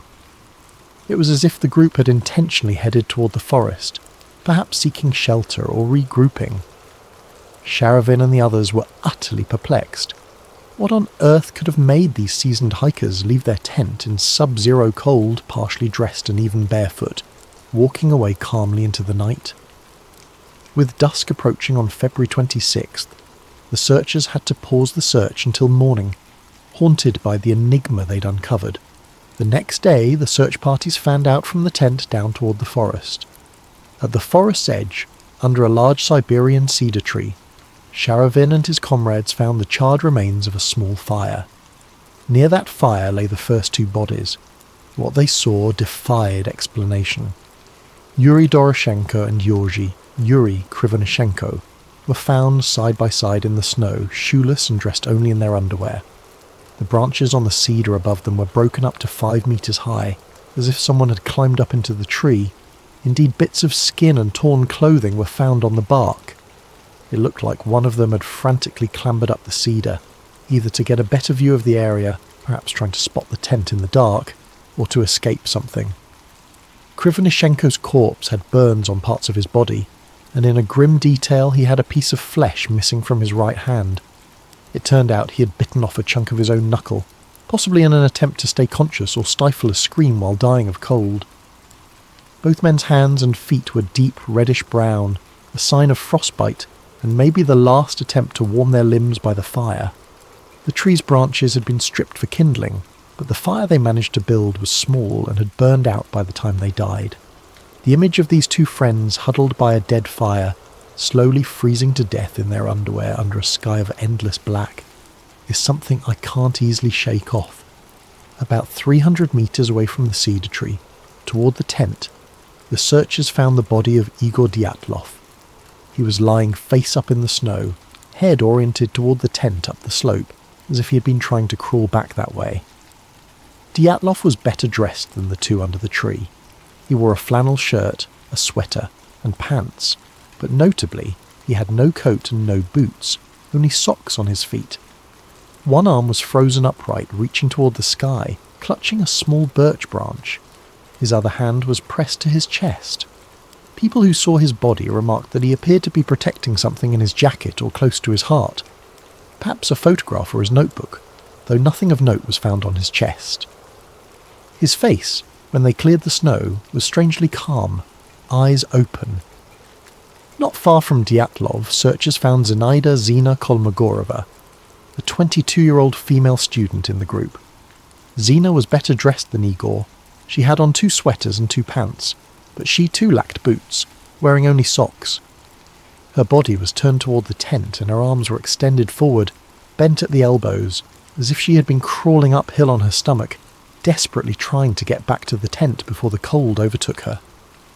On Zina's right side, the searchers noted a long, bright red bruise running along her torso, resembling a blunt force injury from a baton or the butt of a rifle. It was an odd injury to see, given that she had no other major external wounds. It took a few more days until March 5th to find Rustem Slobodin, the last of these first 5 bodies. Slobodin, 23, was discovered face down in the snow about 480 meters from the cedar, roughly halfway back toward the tent. He was dressed more warmly than the others. He had a long-sleeve undershirt, a sweater, 2 pairs of pants, 4 pairs of socks, and 1 felt-lined boot on his right foot, but his head was bare and his left foot was only in a sock. In his right hand, Slobodin clenched a small pocket knife, closed. An autopsy would later reveal that Slobodin had a fracture in his skull, about 7 inches long, consistent with a blunt impact. However, this crack in his skull was not deemed a fatal wound. The medical examiner thought Rustem could have sustained it during a fall and continued moving for at least an hour afterward. Like Dyatlov, Kolmogorova, Doroshenko and Krivonishenko, Rustem Slobodin ultimately died of hypothermia. In fact, the first 5 bodies found all had no life-threatening external injuries. They had perished from the unforgiving cold. Slobodin's watch was found shattered and stopped at 8:45, though it's unclear if that was 8:45 a.m. or p.m, or even 8:45 on a different date. It was as if time itself froze at that moment. Now imagine being Yuri Yudin, the one who had turned back, called in to identify the bodies of your friends. One by one, the first 5 corpses were airlifted to the morgue in Ivdel for autopsy and identification. Yudin, with a heavy heart, confirmed their identities. But 4 members of the Dyatlov party were still missing. Weeks passed with no sign of them. The winter snows began to melt under the early spring sun. It wasn't until May, nearly 3 months later, that nature revealed the remaining victims, turning the mystery into something even more haunting. On May 4th, a Mansi tribesman named Kurin and his dog were assisting the search, when the dog picked up a scent near a rocky ravine further into the woods from the cedar tree. About 75 meters beyond the cedar and 1,500 meters from the tent, In a snow-filled ravine, searchers discovered a few torn pieces of clothing on a branch. Digging down, they uncovered the final 4 bodies buried under nearly 4 meters of snow. These were Lyudmila, Luda Dubinina, Semyon, Alexander, Zolotaryov, Nikolai Thibault-Brignol, and Alexander Kolevatov. They were lying about 75 meters further into the forest from the cedar at the bottom of that ravine. Notably, 3 of the 4 were better dressed than the others, and it appeared they had taken clothes from those who died earlier. Dubinina, for example, was found wearing Krivonishenko's torn and burned brown trousers, and her foot was wrapped in a piece of his wool sweater. Zolotaryov, the 38-year-old, was found wearing Dubinina's faux fur coat and hat. Kolevatov had put on a spare sweater and pants, likely from one of the others. This exchange of clothing suggests that when some members of the group died, the last survivors stripped the dead of usable clothing to keep themselves alive, a tragic but practical act of survival. But the condition of these 4 bodies deepened the mystery rather than solved it. Unlike the first 5, 3 of these 4 had fatal physical injuries that were utterly horrifying. Nikolai Thibault-Brignol had suffered a massive skull fracture. His skull was literally crushed, the fracture measuring about 8 inches. Lyudmila Dubinina and Semyon Zolotaryov both had their chests caved in, with multiple ribs broken on each side. Dubinina had 10 ribs fractured, and Zolotaryov had 5 ribs fractured. A forensic doctor who examined the bodies said that the force required to produce such injuries would have been extremely high, comparable to that of a car crash. In other words, something had delivered an immense pressure or impact to their bodies. Strangely, none of these 3 had any external wounds or bruises corresponding to the lethal internal damage. It was as if they'd been hit by a shockwave or squeezed by a tremendous force without breaking the skin. The 4th person in the ravine, Alexander Kolevatov, had a less clear cause of death. He had a broken nose, an open wound behind his ear, and a deformed neck, but his injuries were not as catastrophic as the others. It's believed Kolevatov also died of hypothermia, possibly after sustaining some trauma. And then there were the gruesome details that truly made this case infamous. All 4 of these people in the ravine had some form of soft tissue damage to the head and face that wasn't seen in the others. Lyudmila Dubinina was missing her tongue, her eyes, part of her lips, and even a bit of her skull bone. Semyon Zolotaryov was missing his eyeballs, and Alexander Kolevatov was missing his eyebrows. These shocking injuries naturally gave rise to lurid theories. Was the group attacked by someone or something that ripped out tongues and eyes? However, the medical experts had a more mundane explanation. The 4 in the ravine were found in a stream bed. During the 3 months before they were found, water and scavenging animals likely caused the soft tissue of their faces to decompose or be eaten away. In Dubinina's case, the autopsy noted that her stomach contained about 100 grams of coagulated blood, suggesting her heart was still beating when her tongue was removed, meaning the tongue likely decomposed or was scavenged very soon after her death. As horrifying as these injuries sound, investigators believe they were post-mortem effects, not violence inflicted while alive. Still, when these details became public, they fueled wild speculation about murderous attackers or supernatural evil. It didn't help that Zolotaryov was found with a camera around his neck, different from the other cameras found in the tent, and his hand holding a pen and notepad, as if he died trying to write something down. Unfortunately, whatever he intended to note was never written. The pad was blank. The investigators in 1959 were at a loss to come up with a satisfying explanation for all this. A criminal inquest began as a matter of procedure, since several of the deaths involved injuries. They first suspected that the native Manatee people, reindeer herders of the region, might have attacked the campers for trespassing on sacred land. But that theory was quickly dispelled. The only footprints found at the scene were those of the hikers themselves, and there were no signs of hand-to-hand struggle on the bodies. In fact, the Mansi had helped in the search, and had no history of hostile encounters with hikers. Next, investigators considered an avalanche, but the pattern of the tent and the footprints suggested otherwise. We'll revisit that later. As for animal attack, no large animal tracks were found, and the violent injuries didn't have the telltale marks of claws or teeth. The Soviet authorities were left to conclude that no other humans were involved in the Dyatlov group's demise. One of the doctors famously commented that the force which killed Dubinina and Zolotaryov was more than any human could inflict. No human could be powerful enough to cause such damage. One piece of information emerged that added a strange Cold War twist. When the forensic analysts tested the hikers' clothing, they found unusual levels of radiation on some of the garments. Specifically, Dubinina's brown sweater and Krivonishenko's wool pants were found to be radioactive. This discovery didn't make sense in a hiking context, and was not something the average person could detect.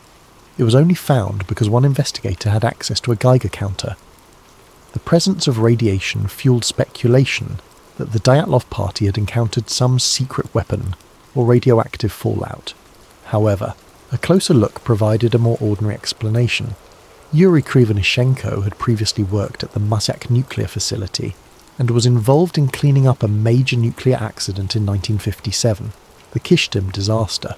It's very possible his clothes were contaminated from that event and still carried traces of radiation. Likewise, Alexander Kolevatov had studied nuclear physics and worked at a secret institute in Moscow, which might explain contamination on some items. In short, the radiation might not have had anything to do with the incident. It could have been a red herring. Still, the fact that their skin reportedly had a deep tan, and some of their hair had turned grey when relatives saw the bodies only intensified rumours of some nuclear or chemical exposure. Authorities claimed the skin tanning was a natural mummification effect from lying in the sun and cold for weeks, and that hair can turn colour from exposure or the embalming process. But to grieving families in 1959, radioactive clothes and orange skin sounded like the stuff of government cover-ups and sci-fi nightmares. By May 1959, the official investigation was drawing to a close without a concrete answer. The lead investigator, Lev Ivanov, was under pressure to wrap it up. In his final report, Ivanov wrote that the hikers died because of the effect of an unknown compelling force. It was a vague catch-all phrase, essentially admitting that they couldn't figure it out. No external culprits could be identified, and the case was therefore closed without any criminal charges. The files were stamped secret and filed away in a Soviet archive. The Dyatlov Pass area was also declared off-limits to other expeditions for the next 3 years, supposedly to prevent any more tragedies, though some see it as an attempt to keep curious eyes away. The inquest's official finding was that the group members died due to a compelling natural force, a phrase that raised more questions than it answered. Imagine the weight of that silence. 9 young lives lost, and their families were told they would never know exactly how or why. In the Soviet Union of 1959, that was that. Some of the parents and siblings sensed a cover-up. Zina Kolmogoreva's mother, for instance, and Igor Dyatlov's parents all received hushed warnings from officials. The families were explicitly told, "You will never know the truth, so stop asking questions."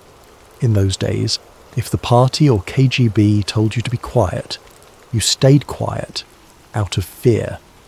So the families buried their children without knowing what really happened, and the Dyatlov incident faded into an eerie Cold War legend whispered about in Ural classrooms and mountaineering clubs. As for Yuri Yudin, the sole survivor who wasn't even there, he lived the rest of his life with survivor's guilt and a burning desire to find the truth. Yudin repeatedly insisted that his friends did not die due to some simple natural accident. He felt in his gut that something else, something man-made, had to have caused it. In interviews before his death in 2013, Yuri Yudin openly voiced his belief that the Soviet authorities knew more than they let on about the incident. In fact, not long before he died, Yudin publicly stated that he believed his teammates had been taken out of the tent at gunpoint and murdered. He even speculated that Dubinina's tongue was cut out by perpetrators because she was the most outspoken of the group. These are incredibly serious accusations, and they were never proven. Yudin admitted he had no evidence, just deep suspicions after a lifetime of thinking about it. Whether Yudin was right or wrong, His perspective shows just how deeply the Dyatlov mystery can burrow into someone's soul. So, here we are decades later, with more questions than answers. I'm a modern-day investigator, combing through the remnants of old reports and new theories. As I piece together each bit of evidence, I feel that cold wind from Dead Mountain blowing through the decades. The Dyatlov Pass incident has become one of the world's most enduring mysteries, precisely because it sits at the crossroads of the explicable and the baffling. Over the years, numerous theories have been put forward to explain it, some grounded in scientific reasoning, others veering into the paranormal or conspiratorial. Let's examine these theories one by one, like branching investigative paths, and see where each leads. Keep in mind, any good explanation must account for all the odd details we've discussed: the torn tent, the state of undress, the bizarre injuries, the radiation, the reports of strange lights in the sky, the secrecy. It's a tall order, but let's walk these paths together. The first path is the one that the Russian authorities themselves eventually settled on: an avalanche. For many, this is the most straightforward explanation. Picture the scenario. The Dyatlov group is asleep in their tent on the slope, when suddenly a slab of heavy snow above them fractures and slides down onto the tent. The tent fabric begins to collapse and they hear the roar of snow. In a flash, the group panics. They believe a full avalanche is about to bury them. In seconds, they grab a knife, slash open the tent from the inside, because the entrance is blocked or hard to open under the weight of snow, and they flee into the night wearing whatever they had on at that moment. This theory gained significant traction, and in fact in 2019 to 2020 the Russian government reinvestigated Dyatlov Pass and concluded that a slab avalanche was the official cause of death. Later that year, a team of scientists published new computer simulations supporting the plausibility of an avalanche. In this case, the most appealing aspect of the avalanche theory is that the hiker's actions no longer seem irrational under this lens. If you believe an avalanche is about to crush you, doing whatever it takes to get out of the tent and moving to safer ground is exactly the right response. And indeed, everything the Dyatlov group did after leaving the tent can be seen as textbook survival behaviour once you assume an avalanche threat. The theory goes like this: a slab of snow, perhaps loosened by the wind or the heat from their stove earlier, slid and partially buried the tent, making loud cracks and rumbles. The experienced hikers immediately and calmly initiated an emergency evacuation. They cut their way out of the tent and headed for ground that would be safe from a larger avalanche, which in this case meant moving toward the tree line on the far side of the pass.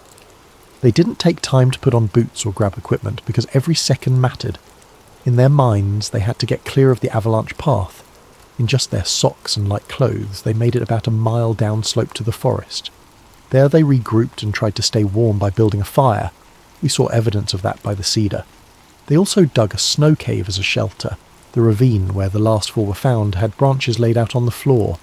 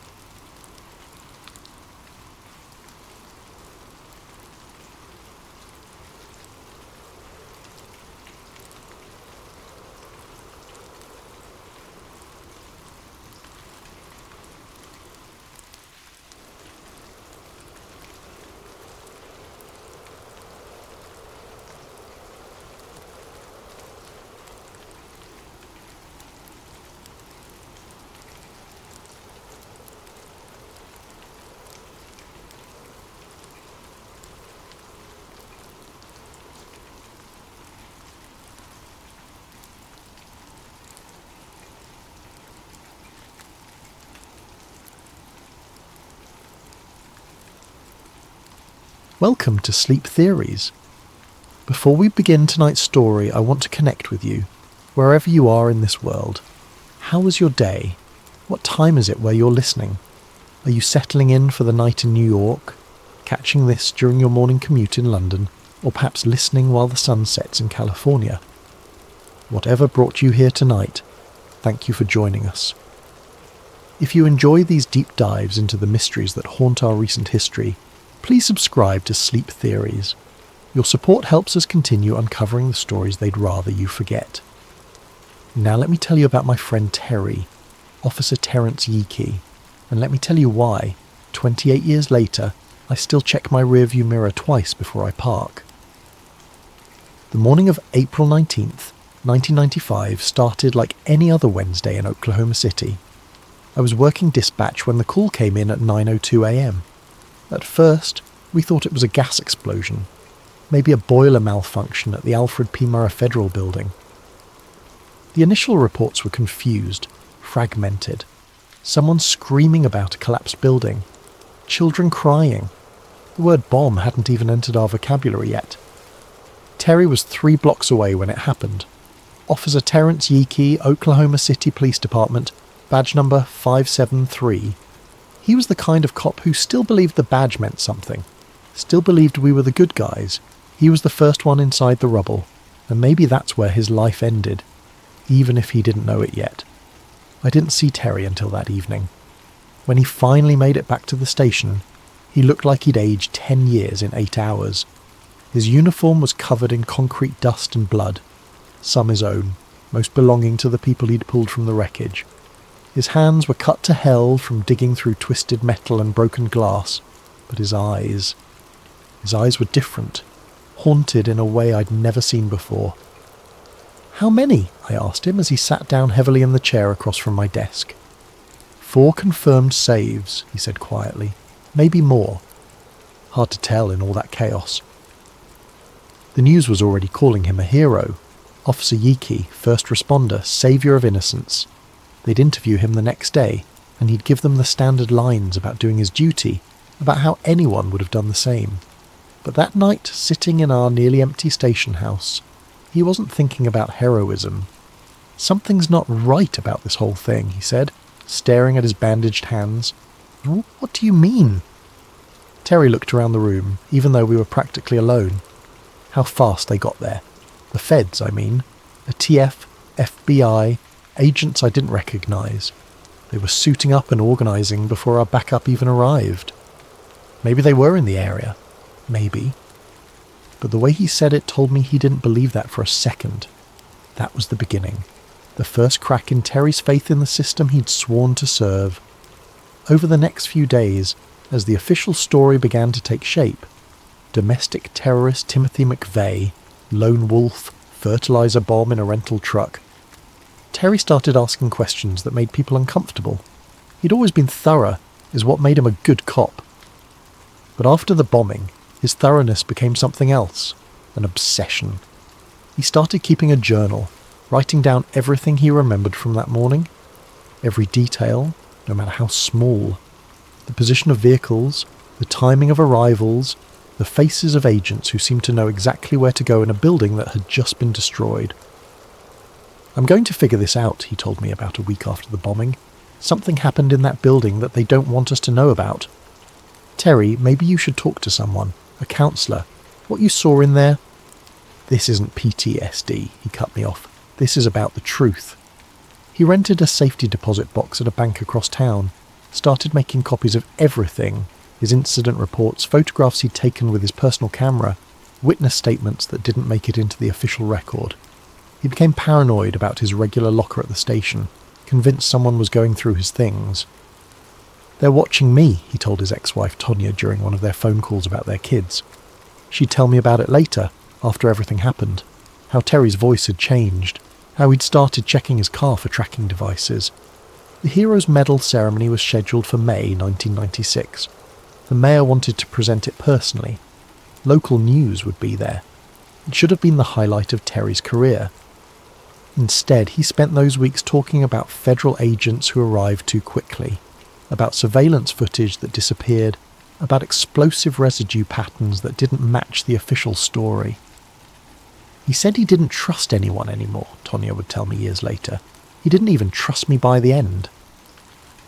By the fall of 1995, Terry had changed. The easy smile was gone. He'd lost weight, started working double shifts, claiming he needed the overtime. But I knew he was avoiding going home to an empty apartment where he'd lie awake replaying that morning over and over. He'd developed a routine. Every Friday after his shift, he'd drive to that bank across town and spend an hour in the safety deposit box room, adding pages to his growing file. Sometimes he'd come back to the station afterward looking grim. "Find something interesting?" I asked one evening. "You ever notice how fast the ATF response team got to the scene?" Terry asked instead of answering. "They're trained for this kind of thing."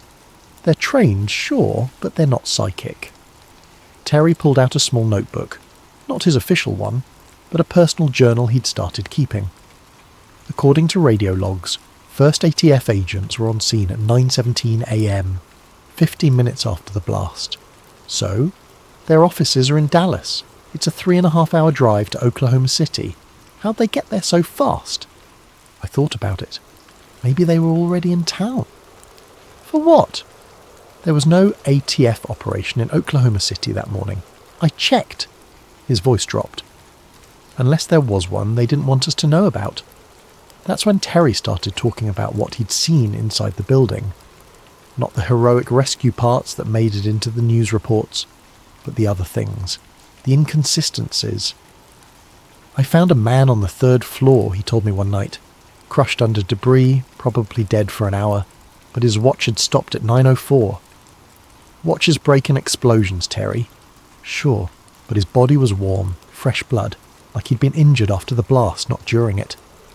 Terry's paranoia was becoming infectious. I started noticing things too. How certain federal agents seemed to know exactly where to look in the wreckage, how quickly they'd cordoned off sections of the building, how witness statements were being revised to match the official timeline.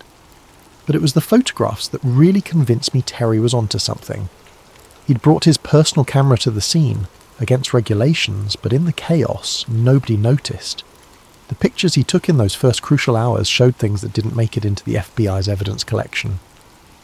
"Look at this," he said, spreading the photos across his kitchen table. "See that van parked behind the building?" I looked. There was indeed a white van, positioned oddly close to the rear of the federal building. "Now look at this photo, taken 30 minutes later." The van was gone. "Could have been moved by emergency crews." "Could have been, but look at the license plate in the first photo." I squinted. The plate was partially visible but readable. "Did you run it?" "I tried. Came back as classified. Government vehicle." Terry had dozens of these photographs. Vehicles that appeared and disappeared. People in federal jackets who seemed to be directing operations before any official command structure was established. Areas of the building that were sealed off immediately, before proper forensic teams arrived. "They knew," Terry said quietly. "Somehow, they knew this was going to happen." The next week, Terry's apartment was broken into. Nothing valuable was taken. His TV, stereo, cash were all untouched. But his home office had been carefully searched. Papers shuffled through, computer files accessed. "Professional job," Terry told me. "Whoever did this knew what they were looking for." That's when he started varying his routes to work, started using payphones instead of his home line, started making copies of copies and storing them in multiple locations. "I'm not crazy," he insisted. "Someone doesn't want me asking these questions." His ex-wife Tonya started getting strange phone calls, hang-ups, voices asking about Terry's whereabouts. She began limiting the kids' visits to his apartment. "He told me he had evidence that would blow the case wide open," she'd tell investigators later. "Said he was going to take it to someone at the Department of Justice who could be trusted." By Christmas 1995, Terry was talking about federal agents inside the building before the explosion. Not arriving after, inside, already there, like they'd been waiting. "I saw 3 men in ATF jackets on the 2nd floor," he told me. "They were taking photographs of something. This was maybe 10 minutes after the blast. But here's the thing, the stairwell they came down from was completely blocked by debris. Had been since the explosion. So how'd they get up there?" I didn't have an answer for that. There's another way into that building, Terry continued. Has to be. And they knew about it. January 1996. That's when I started noticing my own phone acting strange. Clicks and delays. Conversations that felt like they had extra ears listening. I'd always dismissed Terry's paranoia as trauma-induced hypervigilance, but suddenly I wasn't so sure. The breaking point came when I tried to access security footage from police headquarters. Routine request. I was working on an unrelated case and needed to review some tape from the week of the bombing. The footage wasn't there. Not erased, not corrupted. Gone. Like it had never existed. Maintenance issue, the tech told me. System crashed that whole week. We lost everything. But I'd seen that footage myself right after the bombing. Watched Terry coming and going, noted the federal agents who'd visited our station. Now it was all gone. Terry wasn't surprised when I told him. They're cleaning house, he said, getting rid of anything that doesn't fit their story. That's when he showed me the real evidence, the stuff he'd been keeping in his safety deposit box, copies of witness statements that had been revised by federal agents, photographs of explosive residue patterns that didn't match a single truck bomb, audio recordings of radio transmissions that were missing from official logs. Look at this, Terry said, pointing to a photograph of the building's interior. See that support column? According to the FBI, the truck bomb outside should have caused the progressive collapse we saw. But look at the blast pattern. I looked. The column showed signs of damage from the inside out, not outside in. That's not from a truck bomb in the street, Terry continued. That's from charges placed inside the building. Jesus, Terry, you're talking about... I'm talking about a coordinated attack using Timothy McVeigh as a patsy. Someone wanted that building to come down and they wanted it to look like domestic terrorism. The recordings were even more damning. Radio chatter from that morning that captured federal agents coordinating movements inside the building, while local responders were still trying to establish a perimeter outside. Agent Rodriguez, third floor is clear for sweep. Copy that. Package is secure. Moving to extraction point Alpha. Package? I asked. That's what I want to know, Terry said. What package? And why were they extracting it while people were still trapped in the rubble? By February, Terry was talking about taking his evidence to the Department of Justice. He'd made contact with someone, he wouldn't tell me who worked in internal affairs. Someone who could be trusted to investigate without alerting the wrong people. I'm going to Washington next month, he told me. Going to hand-deliver everything. That's when the real harassment started. Terry's car was vandalised 3 times in 2 weeks. His apartment building's fire alarm went off at 3 a.m. every night for a week. Maintenance could never find the problem. He started getting followed by cars with government plates. They want me to know they're watching, he said. Want me to get scared and back off. But Terry wasn't backing off. If anything, the intimidation made him more determined. I pulled 4 people out of that building, he told me. 4 lives. I held a little girl while she died because the ceiling came down on her before I could get her out. If there's a chance that her death was part of some government operation, I owe it to her to find out. The medal ceremony was rescheduled for May 8th, 1996. The mayor's office wanted to coordinate with national media. Terry's story had gained attention, and they wanted to capitalise on the positive publicity. Terry told them he wasn't sure he could attend. Bad timing, he said when they pressed him. I might be travelling. On May 6th, Terry called in sick to work. Said he had the flu, but his neighbour saw him leaving his apartment that morning carrying a large envelope and a small suitcase. He looked nervous, the neighbour would tell police later. Kept checking over his shoulder. That was the last time anyone saw Terence Yeakey alive. May 8th, 1996. The day Terry was supposed to receive his medal for heroism. Instead, his body was found in a field outside El Reno, 40 miles west of Oklahoma City. I got the call at 6 a.m. Captain Morrison's voice was flat, professional. We found Yeakey. You need to get down here. The scene was wrong from the moment I arrived. Terry's car was parked on a dirt road, doors unlocked, keys in the ignition. But his body was more than a mile away, across rough terrain dotted with barbed wire and thick brush. The official cause of death was suicide. But I've seen suicides. This wasn't one. Terry's wrist had been slashed, deep cuts that went to the bone. His arms were lacerated with dozens of smaller wounds. There were ligature marks around his neck, like he'd been strangled or hanged, and finally a single gunshot wound to the head.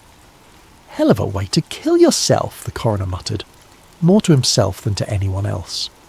The investigator in charge was FBI agent Sarah Chen. I'd never seen her before the bombing, but she'd been assigned to several OKC-related cases since then. "Clear case of suicide," she announced before the forensics team had even finished processing the scene. Officer Yiki was obviously distraught about what he witnessed during the bombing. PTSD, guilt over not saving more people. He drove out here to end his suffering. "With what gun?" I asked. Agent Chen looked annoyed. "What? You said he shot himself. Where's the weapon?" "We're still processing the scene. They never found a gun. Not that day. Not ever." "So he slashed his wrists, cut up his arms, somehow strangled himself, walked a mile through rough terrain while bleeding out, then shot himself in the head with a gun that disappeared," I said to Agent Chen. "Stranger things have happened." But they hadn't. Not in 20 years of police work. The blood evidence told a different story. There was no blood trail from the car to where Terry's body was found.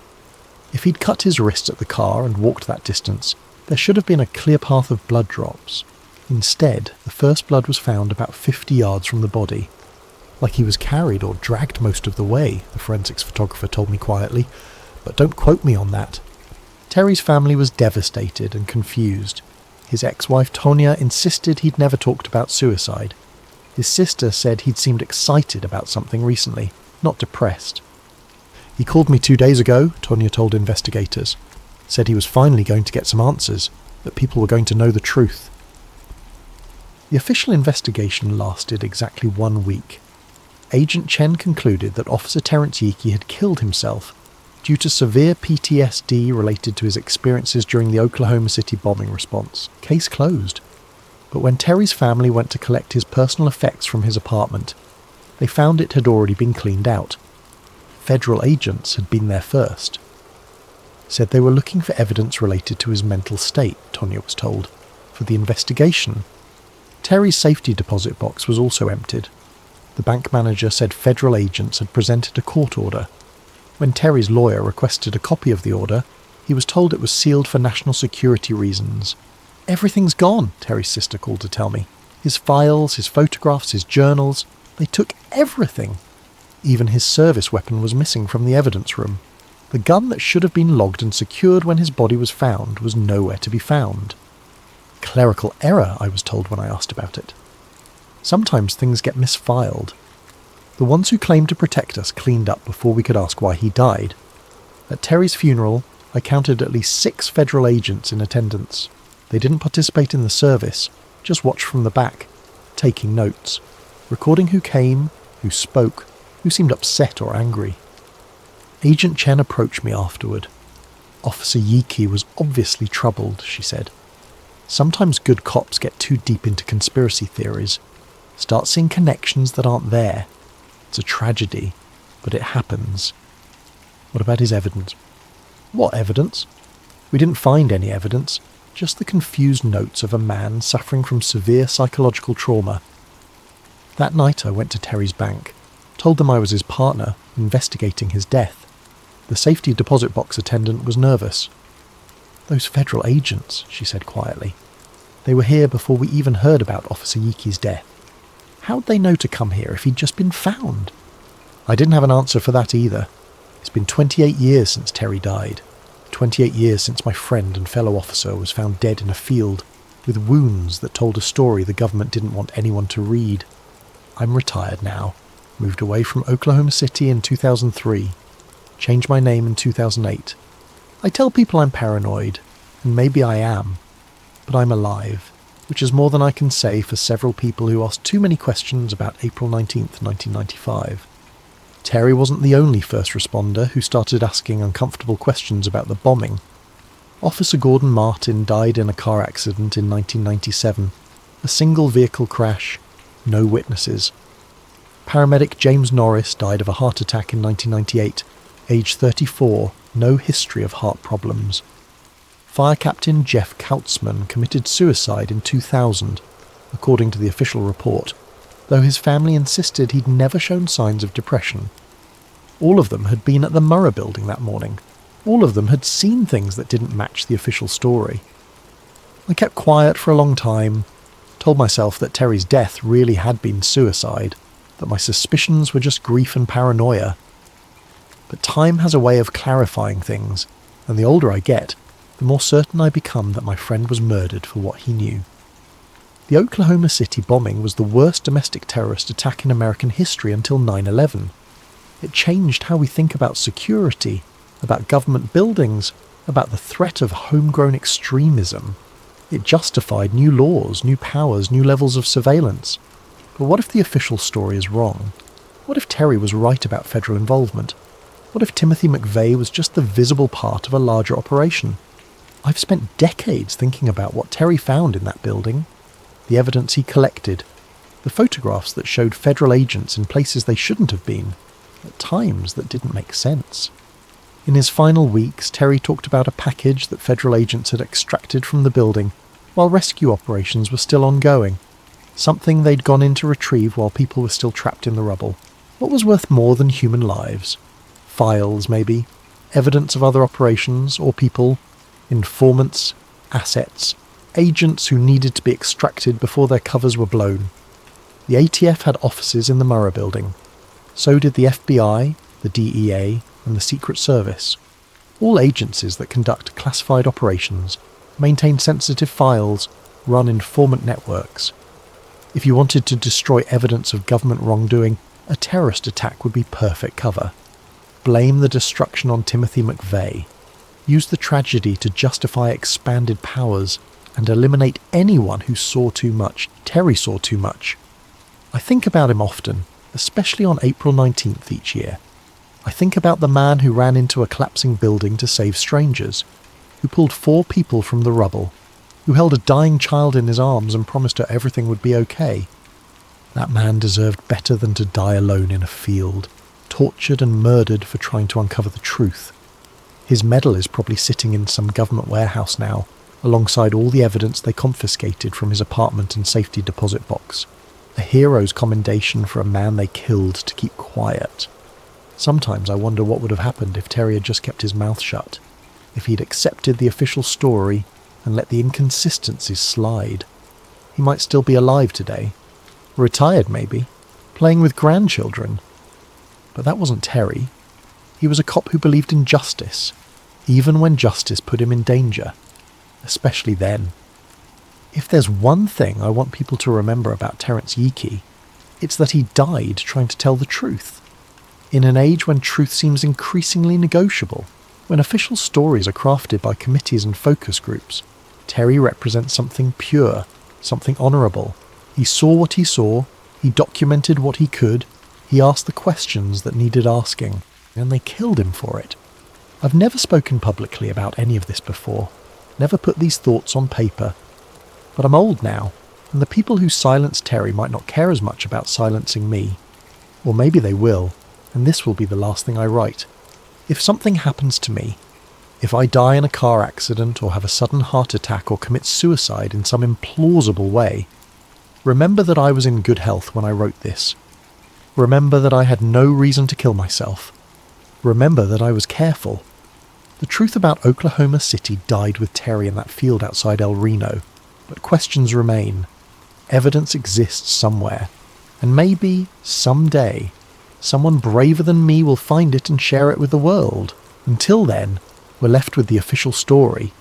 Timothy McVeigh, lone wolf domestic terrorist, fertilizer bomb, 168 dead. But if Terry was right, if federal agents were inside that building before the explosion, if evidence was extracted while people died in the rubble, if the whole thing was something other than what we've been told, then we're living with a lie that cost 168 lives and continues to shape American policy today. If he killed himself, why did they erase everything he left behind? That's the question that keeps me awake at night. 28 years later, it's the question that haunts me more than any other. Terry knew something worth killing for, and now, so do you.